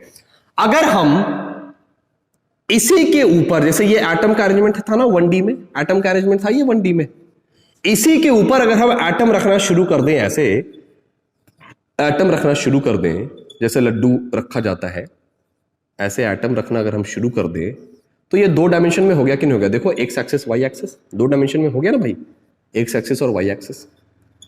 तो सबसे पहला चीज जो पूछा जाता है कि भैया देखो ये सिमिलर दिख रहा है कि जो ये है वही ए भी है, वही ए भी है, वही ए भी है। तो पूछता है कि किस टाइप का होता है, तो ये ए टाइप का होता है। क्या होता है? ए टाइप का होता है, ये ए टाइप का होता है। इसका कोऑर्डिनेशन में बताऊं भाई, अब स्क्वायर क्लोज पैकिंग है भैया, 4 कोऑर्डिनेशन नंबर होगा। कितना होगा? 4, क्योंकि अगर किसी भी एक एटम को अगर आप पकड़ लें, जैसे मान लो इसको पकड़ लेते हैं, एक एटम को अगर पकड़ लीजिए, ये कितने एटम से जुड़ा हुआ है? एक इससे जुड़ा हुआ है, एक 2 3 4, इन्हीं से डायरेक्ट जुड़ा हुआ है, तो कोऑर्डिनेशन नंबर कितना हो जाएगा? 4 हो जाएगा। अच्छा चलो इधर ही देख लेते हैं।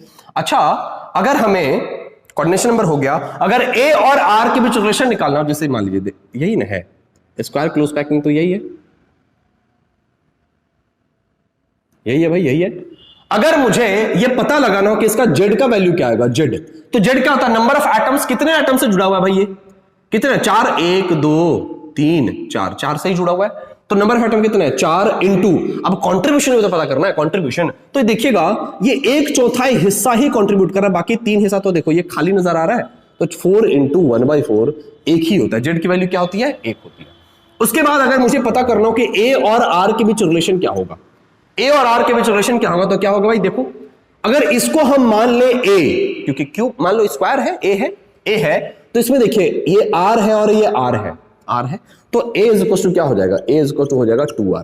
इतनी चीजें तो हमें पता लग गई, a is equal to 2r। अगर a is equal to 2r है तो पैकिंग एफिशिएंसी का फॉर्मूला लगाइएगा। पैकिंग एफिशिएंसी मैंने पिछली बार निकालना सिखा दिया है आपको। अगर इसका पैकिंग एफिशिएंसी आप निकालेंगे तो आ जाएगा 78.5%। वही same formula, volume of atom अपन ये volume of unit cell into 100 कर दीजिएगा, आ जाएगा पैकिंग एफिशिएंसी, है ना। अगर पैकिंग एफिशिएंसी इतना है तो वॉइड कितना होगा? परसेंटेज वॉइड कितना होगा भाई? 100 माइनस 78.5 कर दीजिएगा, ये आ जाएगा, आता है 21.5% आता है, 21.5%। आइए जरा हेक्सागोनल क्लोज पैकिंग की बातचीत करते हैं, ये बहुत इंपॉर्टेंट है हेक्सागोनल क्लोज पैकिंग की। अब ये कैसा होता है यार, ये कैसा होता है समझेंगे इसको। एटम मान लीजिए इस तरीके से अरेंज्ड है, मान लीजिए एटम्स जो है वो इस तरीके से अरेंज्ड है, तो एक तो तरीका था कि इसके ठीक ऊपर रख दीजिए, लेकिन एक तरीका तो ये भी तो होता है, ऐसे भी तो रखते हैं हम लोग। देखो, अरे सॉरी, एक तो ड्राइंग खराब, ऊपर से मार्कर खराब, ऐसे भी तो रखते हैं हम लोग, ऐसे बीच में भी तो रखते हैं, ऐसे बीच में भी तो रखते हैं कि नहीं रखते हैं? ऐसे बीच में रखते हैं। अच्छा, फिर देखो, ऐसे ऐसे रखना शुरू करते हैं एकदम बीच में, वॉइड जो है, जो खाली जगह उसमें भरते हैं हम लोग। ऐसे भी तो रखते हैं कि नहीं रखते हैं हम लोग? ऐसे रखते हैं भाई, रखते ही हैं। फिर इसके बीच में रखते हैं, ड्राइंग बहुत अच्छी नहीं बनी है, लेकिन आई होप आप समझ रहे हैं। ऐसे बीच में रखते हैं हम लोग, बीच में रखते हैं। अगर आप गौर से देखें तो अगर ये ए है तो ये बी है, अलग है इससे, लेकिन फिर ये ए है, फिर ये क्या है? बी है। देखो गौर से, तो इसका टाइप क्या हो जाएगा? इसका टाइप होता है ए बी टाइप होता है। क्या होता है? ए बी टाइप होता है। अगर आप इसको गौर से देखें तो एक एटम जो है कितने के कांटेक्ट में भैया? एक एटम जो है कितने एटम्स के कांटेक्ट में है? तो 6 एटम के कांटेक्ट में है। गौर से देखिए, एक एटम कितने, तो इसका कोऑर्डिनेशन नंबर क्या हो जाएगा? कोऑर्डिनेशन नंबर हो जाएगा 6। अब अगर मुझे जेड निकालना हो, जेड मतलब क्या होता है भाई? नंबर ऑफ एटम्स और उसका कंट्रीब्यूशन। देखिएगा, 6 एटम कंट्रीब्यूट कर रहा है, 6 एटम, 6 इंटू, अगर आप देखेंगे तो इसका 1/3, ये वाला 1/3 हिस्सा ही कंट्रीब्यूट हो रहा है, बाकी जो हिस्सा है वो खाली है।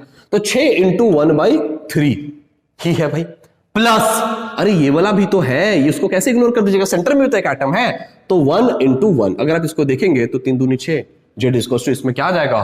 3 आएगा। आइए, इसमें ए और आर के बीच रिलेशन निकालना, तो इसमें भी तो देखो, ये ए है अगर, तो ये आर है या आर है, इसमें भी ए इक्वल्स टू क्या होता है? ए इक्वल्स टू 2r ही होता है, ज्यादा नहीं होता है। और अगर इस फॉर्मूले से पैकिंग एफिशिएंसी निकाल लें तो आएगा 91%, और इसका जो परसेंटेज वाइड आएगा वो आएगा, क्या आएगा भाई? परसेंटेज वाइड आएगा, वो सिर्फ आएगा महज 9%। 91% पैकिंग एफिशिएंसी आ रही है, इसलिए ये मोस्ट एफिशिएंट होता है। ये मोस्ट एफिशिएंट आपसे पूछेगा कि मोस्ट एफिशिएंट कौन है, तो HCP है, हेक्सागोनल क्लोज पैकिंग है। कौन सा है भाई? हेक्सागोनल क्लोज पैकिंग है। कितना होता है? 91%। बहुत ही अच्छे तरीके से याद रखिएगा इसको, बहुत फ्रिक्वेंटली पूछा जाता है। तो 2D में इतना ही पढ़ना था, कुछ नहीं पढ़ना था। अब आइए जरा 3D में देखते हैं। 3D में मैं बस लिखूंगा, आप याद कर लीजिएगा ना, मैं इसको समझा पाऊंगा क्योंकि मेरे पास वो 3D डायग्राम्स नहीं है, ना मेरे पास डिजिटल बोर्ड है। लेकिन ये जरूर है कि ये 5 चीजों में लिखाऊंगा, उसके अलावा कुछ नहीं पूछा जाएगा आपसे, क्वेश्चन भी करा दूंगा, तो आप फिक्र मत कीजिए। अल्टीमेटली एजेंडा जो है वो सिर्फ एग्जाम निकालना है। तो आइए अब जरा 3D में देखते हैं कि 3D में क्या क्या होगा, 3D में क्या आएगा। और क्वेश्चन में दिया रहेगा कि 2D 3D सब दिया हुआ रहता है। चलो 3D पढ़ते हैं, 3 डायमेंशन में क्या क्या होगा। तो पहला आता है SCC। क्या आता है भाई? पहला SCC, दूसरा आता है CCP, तीसरा आता है भाई इसमें HCP। जेड की वैल्यू क्या होगी? सबसे पहले क्या टाइप देखते हैं। तो ये जो टाइप होता है AA टाइप होता है, AA टाइप होता है। क्या होता है भाई? AA टाइप होता है, AA टाइप होता है। ये कैसा टाइप होता है? ABC टाइप होता है। क्या होता है? ABC टाइप होता है। और ये जो होता है वो AB टाइप होता है, AB टाइप होता है। अच्छा, अगर मुझे इसमें जेड की वैल्यू पता करनी हो तो जेड का वैल्यू क्या होगा? तो इसमें जेड का वैल्यू जो होता है वो होता है 1 होता है। क्या होता है? 1। इसमें जेड की वैल्यू जो आती है वो 4 आती है, इसमें जेड की वैल्यू जो आती है वो 6 आती है। अगर मुझे इसका ये कोऑर्डिनेशन नंबर पता करना हो तो इसका कोऑर्डिनेशन नंबर जो आता है वो 6 आता है, इसका कोऑर्डिनेशन नंबर जो आता है वो 12 आता है, और इसका जो कोऑर्डिनेशन नंबर आता है वो 12 आता है। कोऑर्डिनेशन नंबर 12 आता है। अगर मुझे इसका पैकिंग एफिशिएंसी पता करना हो तो ये आएगा 52.4%, ये आएगा 74%, और आई थिंक ये भी आता है 74%। बस इतना चीज याद रखिएगा, इसके अलावा कुछ याद मत रखिएगा। आइए इसके बाद अगला टॉपिक है वॉइड। वॉइड मतलब भैया क्या? आइए समझते हैं, और बड़े अच्छे से समझेंगे, बहुत ही क्लियरली समझेंगे कि वॉइड क्या होता है। और लास्ट में देखना, बड़ा मजेदार तरीके से अंत करेंगे, जेईई नीट के क्वेश्चन सॉल्व करके अंत करेंगे, और कॉन्फिडेंस आपके अंदर पूरा बूस्ट हो जाएगा। आइए पढ़ते हैं वॉइड। तो सबसे पहले पढ़ो कि वॉइड होता क्या है। मान लीजिए कि पार्टिकल्स ऐसे अरेंज्ड है। आइए, वॉइड होता है पार्टिकल्स ऐसे अरेंज्ड है, ऐसे ऐसे ऐसे अरेंज है। तो ये बीच में आपको एक खाली जगह दिख रहा है, चलो बड़ा बनाते हैं तो शायद दिखेगा आपको अच्छे से। ये देखो बीच में एक खाली जगह दिख रहा है आपको, बीच में खाली जगह दिख रहा है, ये जो खाली जगह है वही तो वॉइड। वॉइड मतलब क्या होता है? खाली जगह। क्या होता है? खाली जगह। ये जो खाली जगह है इसको अगर हम भरने की कोशिश करें, ऐसे भरने की कोशिश करें तो हमें ऊपर से दिखेगा तो कि भर गया। जैसे मान लिया 3 सिक्का लीजिए, 3 सिक्का को ऐसे रख लीजिए और ऊपर से एक सिक्का देखिएगा, 3 सिक्का रखिएगा तो बीच में खाली जगह दिखेगा, ऊपर से एक सिक्का रख दीजिए आपको लगेगा तो कि खाली जगह भर गया, लेकिन नीचे से खाली रहता है। तो ये जो आपका ऐसा ये जो वॉइड दिख रहा है इसको कहते हैं टेट्राहेड्रल वॉइड। क्या कहते हैं? Tetrahedral void. टेट्राहेड्रल वॉइड, इसको हम लोग टीबी भी लिखते हैं, टेट्राहेड्रल वॉइड, है ना। अगर ये कितने एटम से बना भाई? 4, तो इसका कोऑर्डिनेशन नंबर क्या हो जाएगा? 4। अब दूसरा जो वॉइड होता है वो होता है ऑक्टाहेड्रल वॉइड। एक ऐसा भी तो बन सकता है, देखिए ऐसा भी तो बन सकता है, ऐसा कुछ बनेगा कि नहीं बनेगा? मान लीजिए कि ये 3 ये एटम है, सॉरी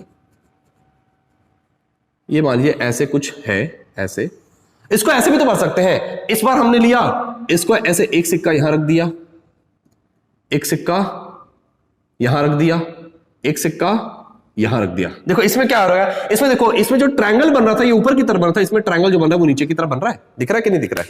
ट्रायंगल किधर बन रहा है? नीचे की तरफ ट्रायंगल बन रहा है।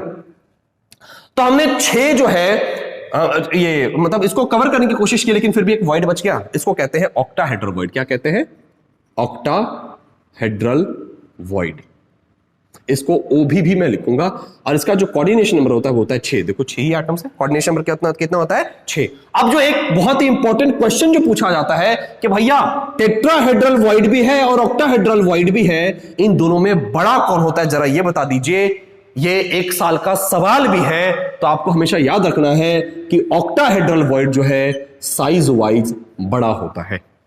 किसका साइज बड़ा होता है? ऑक्टाहेड्रल वॉइड का साइज बड़ा होता है और टेट्राहेड्रल वॉइड का साइज छोटा होता है।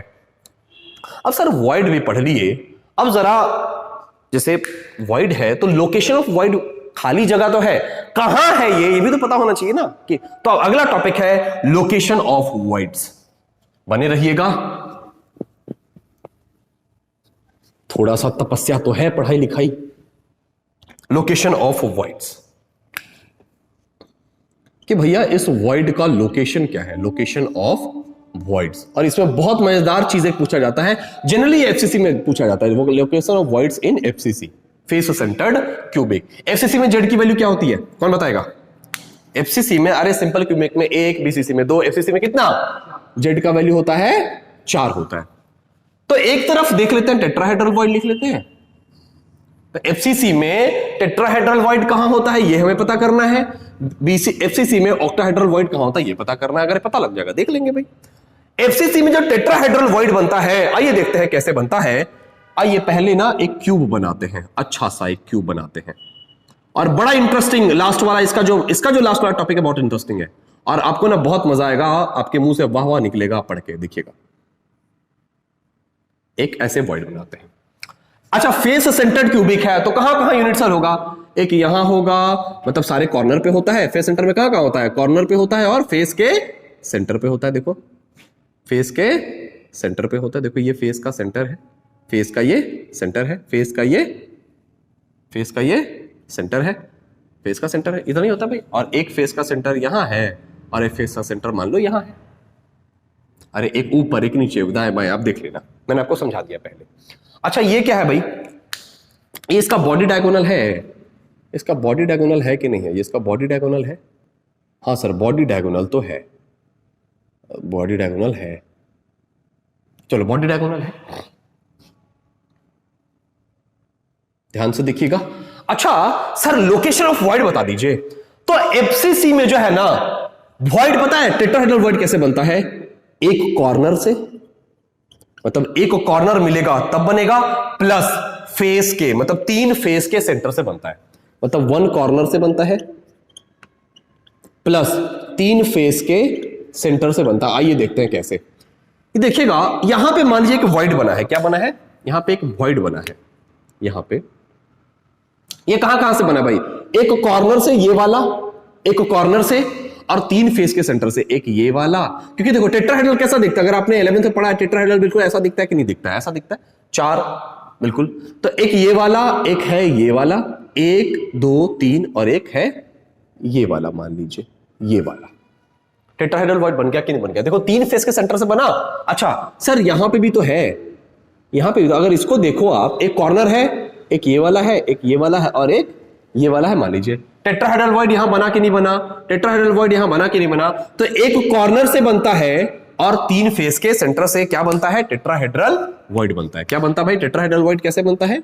एक कॉर्नर से बनता है और 3 फेस के सेंटर से बनता है। अच्छा इससे हमें पता क्या चला कि टेट्राहेड्रल वॉइड जो है वो डायगोनल पे फाउंड, मतलब फाउंड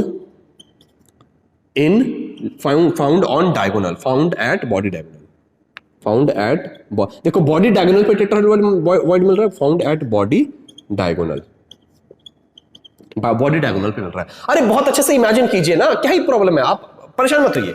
एक क्यूब है भाई, एफसीसी में पढ़ रहे हैं तो कहां कहां होगा? कॉर्नर पे होगा और फेस के सेंटर पे होगा। टेट्राहेड्रल वॉइड पता है कैसे बनता है?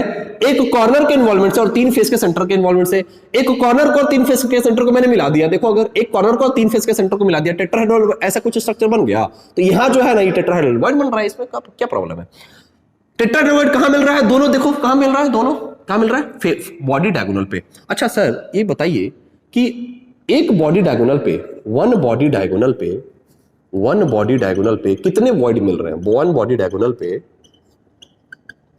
कितने टेट्राहेड्रल वॉइड मिल रहे हैं? 2 टेट्राहेड्रल वॉइड मिल रहा है सर। अच्छा सर एक क्यूब में कितने बॉडी डायगोनल होते हैं? एक याद रखो, एक क्यूब में कितने बॉडी डायगोनल होते हैं?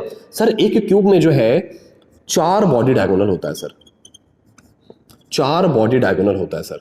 तो अगर 4 बॉडी डायगोनल है तो कितने टेट्राहेड्रल वॉइड बनेंगे? अरे 4 दूनी 8, 8 टेट्राहेड्रल वॉइड बनेंगे, 8 टेट्राहेड्रल वॉइड बनते हैं सर। अच्छा सर ये तो चलो समझ में आ गया हमें, ये कोई दिक्कत नहीं है।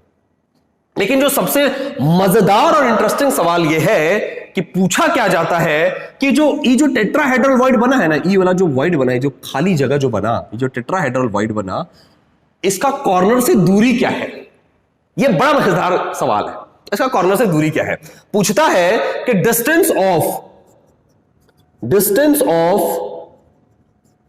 टेट्राहेड्रल वॉइड फ्रॉम कॉर्नर क्या होगा? कोई बताएगा? आइए जरा समझते हैं। देखो सारा किस पे है? बॉडी डायगोनल पे है। क्यूब का बॉडी डायगोनल क्या होता है? √3a होता है कि नहीं होता है? अब देखो ये वाला 1/4 हिस्सा है, अगर इसको मैं सेंटर मान लूं तो एक ये हिस्सा, एक ये हिस्सा, एक ये हिस्सा, एक हिस्सा, तो ये वाला कौन सा हिस्सा है? 1/4 हिस्सा है। तो कहां है भाई? √3a/4 1/4 हिस्सा पे पड़ रहा है। ये वाला कहां पे है? √3a/4 पे है कि नहीं है? अरे √3 होता है बॉडी डायगोनल और ये 1/4 हिस्से पे पड़ रहा है, तो √3a/4 होगा। और ये बहुत अच्छे से याद रखिएगा। आइए जरा ऑक्टाहेड्रल वॉइड को देखते हैं। इसको ज्यादा समझने की जरूरत नहीं है, इसको इमेजिन करने की जरूरत है। ये कहां होता है? एज सेंटर पे होता है और बॉडी के सेंटर पे होता है। कहां पे होता है भाई? इसका लोकेशन क्या होता है? इसका लोकेशन कहां होगा? एज के सेंटर पे होगा, एज के सेंटर पे प्लस बॉडी के सेंटर पे होगा। आइए जरा ध्यान से देखिएगा, एक क्यूब बनाते हैं,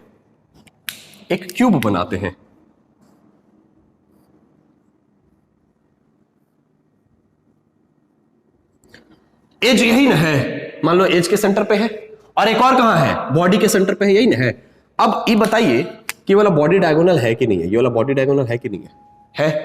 अब पूछता ये है, अगर ये है भाई, पूछता ये है कि भैया इसमें ऑक्टाहेड्रल वॉइड कितना होगा? तो एज कितना होता है? एज कितना होता है ये बताओ? एज होता है 12 होता है। कंट्रीब्यूशन क्या है? 1/4 है। अरे कंट्रीब्यूशन कितना है? 1/4 है। प्लस बॉडी सेंटर कितना है? 1 है। कंट्रीब्यूशन क्या है? 1 है। तो इसलिए 4 ऑक्टाहेड्रल वॉइड हो जाएगा। कितना ऑक्टाहेड्रल वॉइड होता है? 4। टेट्राहेड्रल वॉइड कितना है एफसीसी में? 8। आइए लास्ट में मैं आपको एक शॉर्टकट बताऊंगा, जादुई तरीका बताऊंगा याद करने का। अच्छा इसमें क्या पूछता है कि सर डिस्टेंस बताओ, distance of octahedral void from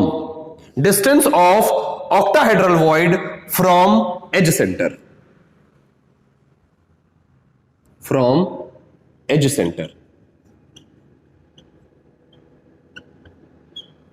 नहीं, distance of octahedral void from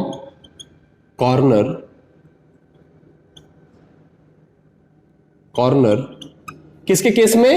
edge center के केस में। एज सेंटर के केस में क्या होगा भाई डिस्टेंस? कौन बताएगा? अब जरा देखिएगा, ये वाला क्या होता है? ये वाला, ये ए होता है, ये वाला ए होता है, कहां ये बीच में पाया जा रहा है कि नहीं पाया रहा है, तो डिस्टेंस क्या हो जाएगा, a/2 हो जाएगा, a/2।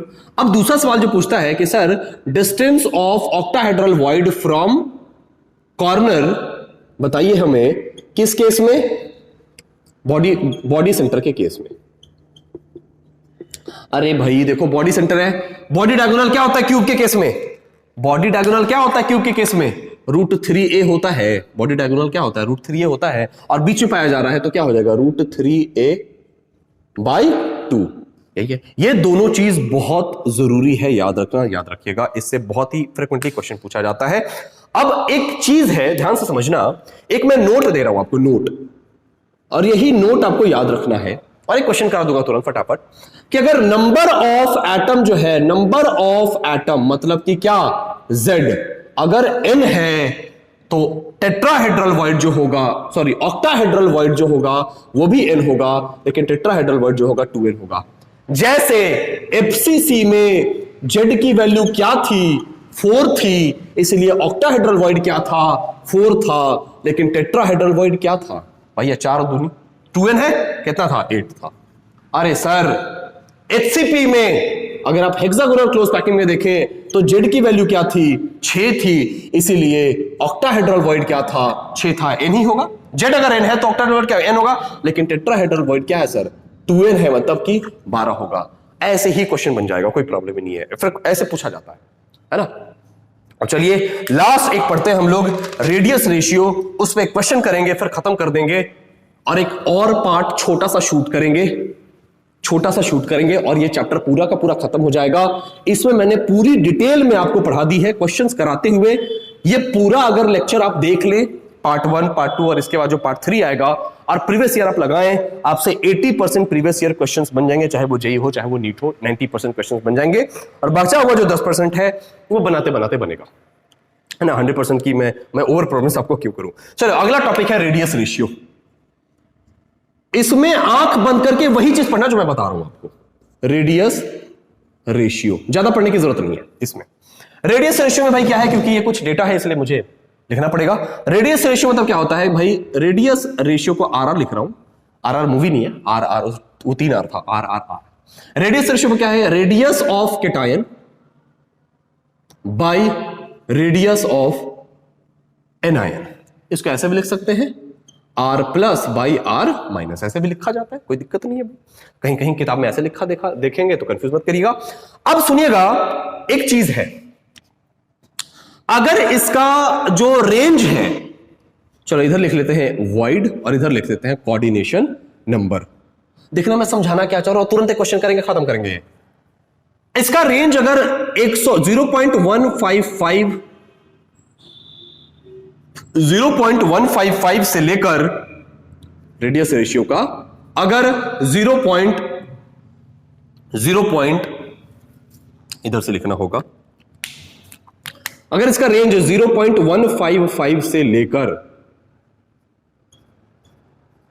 0.255 रहे तो क्या होगा, अगर 0.225 से लेकर अगर 0.414 रहे तो क्या होगा, 0.414 से लेकर रेडियस रेशियो जब निकालेंगे कुछ तो वैल्यू आएगा ना, तो इसी में से कोई वैल्यू आएगा, इसी के रेंज में आएगा, से लेकर अगर वैल्यू 0.732 है, हाँ 732 के बीच में रहे तो क्या होगा, और 0.732 से लेकर रेडियस रेशियो की वैल्यू 1 के बीच में रहे तो क्या होगा। सुनो, अगर इसके रेंज में रहे तो जो वॉइड बनेगा वो बनेगा टेट्राहेड्रल, कौन सा बनेगा, ट्राइंगुलर, सॉरी बनेगा ट्राइंगुलर वॉइड बनेगा। सिंपल पूछ लेगा रेडियस रेशियो इतना है, कौन सा वॉइड बनेगा, या फिर क्वेश्चन दे देगा रेडियस रेशियो निकालने बोलेगा और बोलेगा कि कौन सा वॉइड बनेगा उसमें, ट्राइंगुलर वॉइड। अगर इसके बीच में है भाई रेडियस रेशियो, अगर इसके बीच में है तो कौन सा बनेगा भाई, टेट्राहेड्रल बनेगा भाई, कौन सा बनेगा, टेट्राहेड्रल वॉइड बनेगा। अगर इसके बीच में है तो कौन सा बनेगा, ऑक्टाहेड्रल वॉइड बनेगा। और अगर 0.732 से लेकर 1 के बीच में है तो क्या बनेगा, क्यूबिकल वॉइड बनेगा। अब सुनिए, ज्यादा याद करने की जरूरत नहीं है। अच्छा, ट्रायंगुलर वॉइड है तो कोऑर्डिनेशन नंबर 3, टेट्राहेड्रल है तो 4, ऑक्टाहेड्रल है तो 6, क्यूबिकल है तो 8।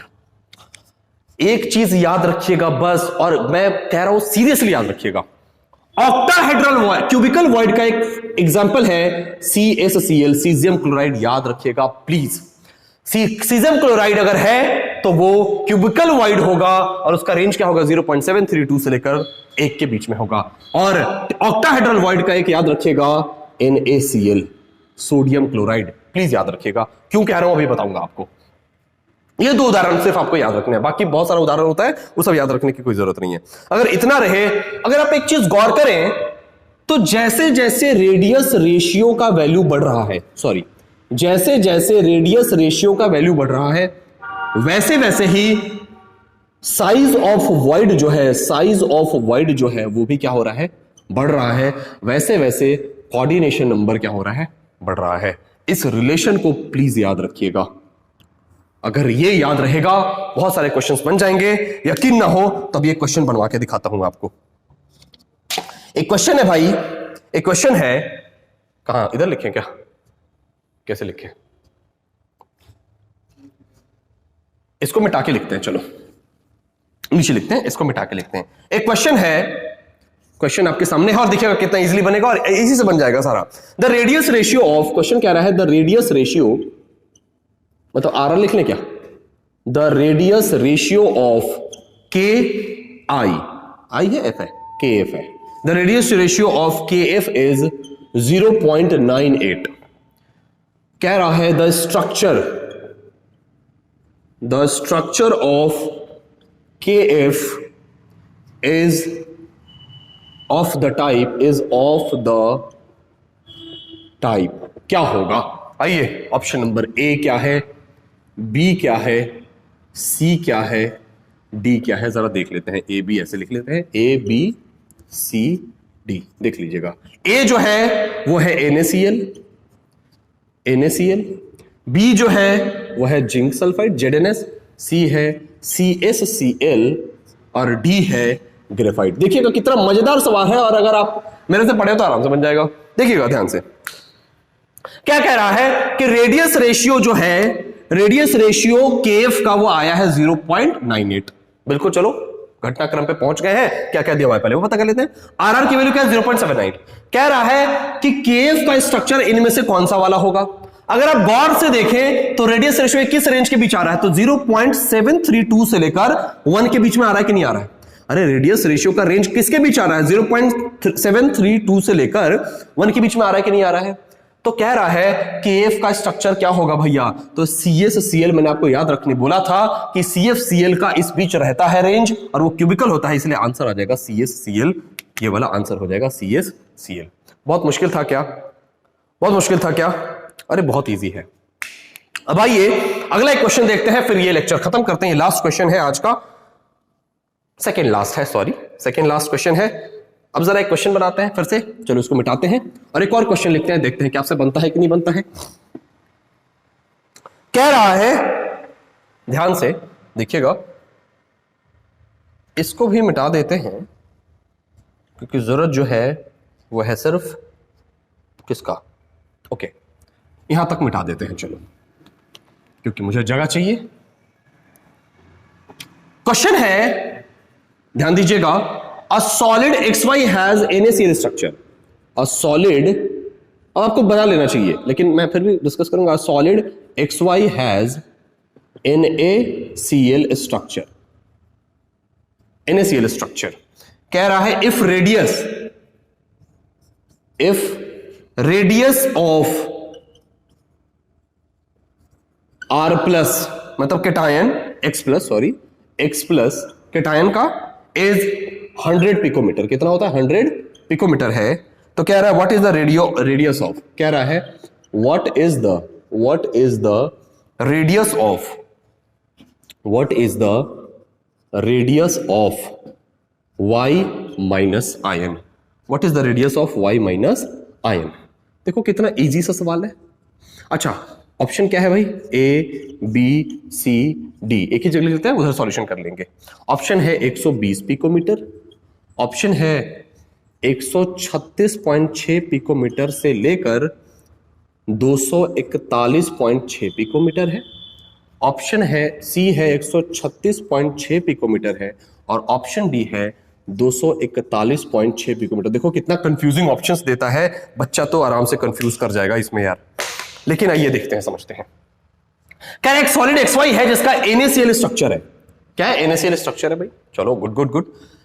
X प्लस जो कितना दे दिया है? 100 प्लस पिकोमीटर दे दिया है। मतलब कि रेडियस ऑफ कैटायन कितना दे दिया? 100 प्लस पिकोमीटर दे दिया है। और कह रहा है रेडियस ऑफ एनायन क्या होगा? अगर आप गौर से देखें, NaCl मतलब ऑक्टाहेड्रल। ऑक्टाहेड्रल मतलब भाई, ऑक्टाहेड्रल मतलब किस रेंज के बीच आता है? 0.414 से लेकर 0.732 तक।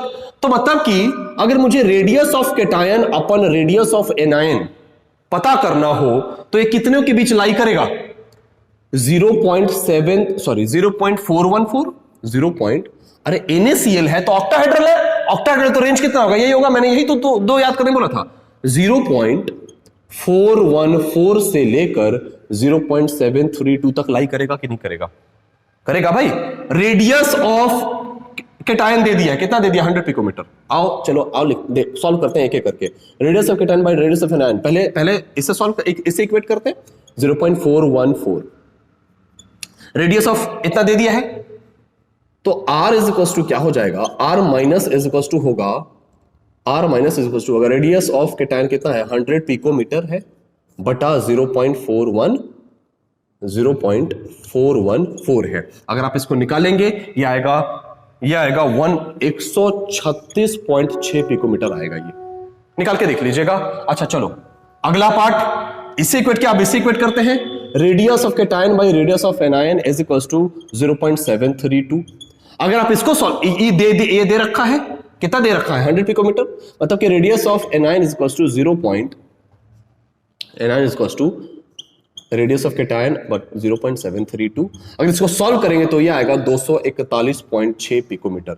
मतलब कि मिनिमम वैल्यू कितनी आएगी? 136.6। मैक्सिमम वैल्यू कितनी आएगी? रेंज क्या होगा? ये ऑप्शन नंबर कौन सा होगा? बी।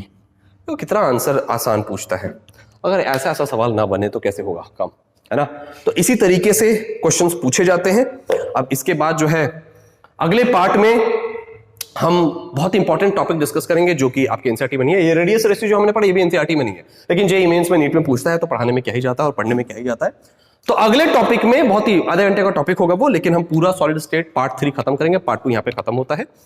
अगर आपको वीडियो अच्छा लग रहा है तो अपने दोस्तों के पास शेयर कीजिए और उनको बोलिए कि यहाँ से पढ़ के वो कुछ फायदा उठा सकते हैं तो ठीक है, मैं किसी काम आ सकता हूँ तो ठीक है, और नहीं तो उतना भी टाइम नहीं है तो खुद पढ़ के फायदा उठाइए। तो आज के लिए बस इतना ही। बहुत जल्दी मिलते हैं। कमेंट सेक्शन में बताइएगा पार्ट 3 कब चाहिए, मैं अपलोड कर दूंगा। Thank you so much. मिलते हैं अगले वीडियो में पार्ट 3 में सॉलिड स्टेट के, उसके बाद मैं सॉल्यूशन का वीडियो बना दूंगा।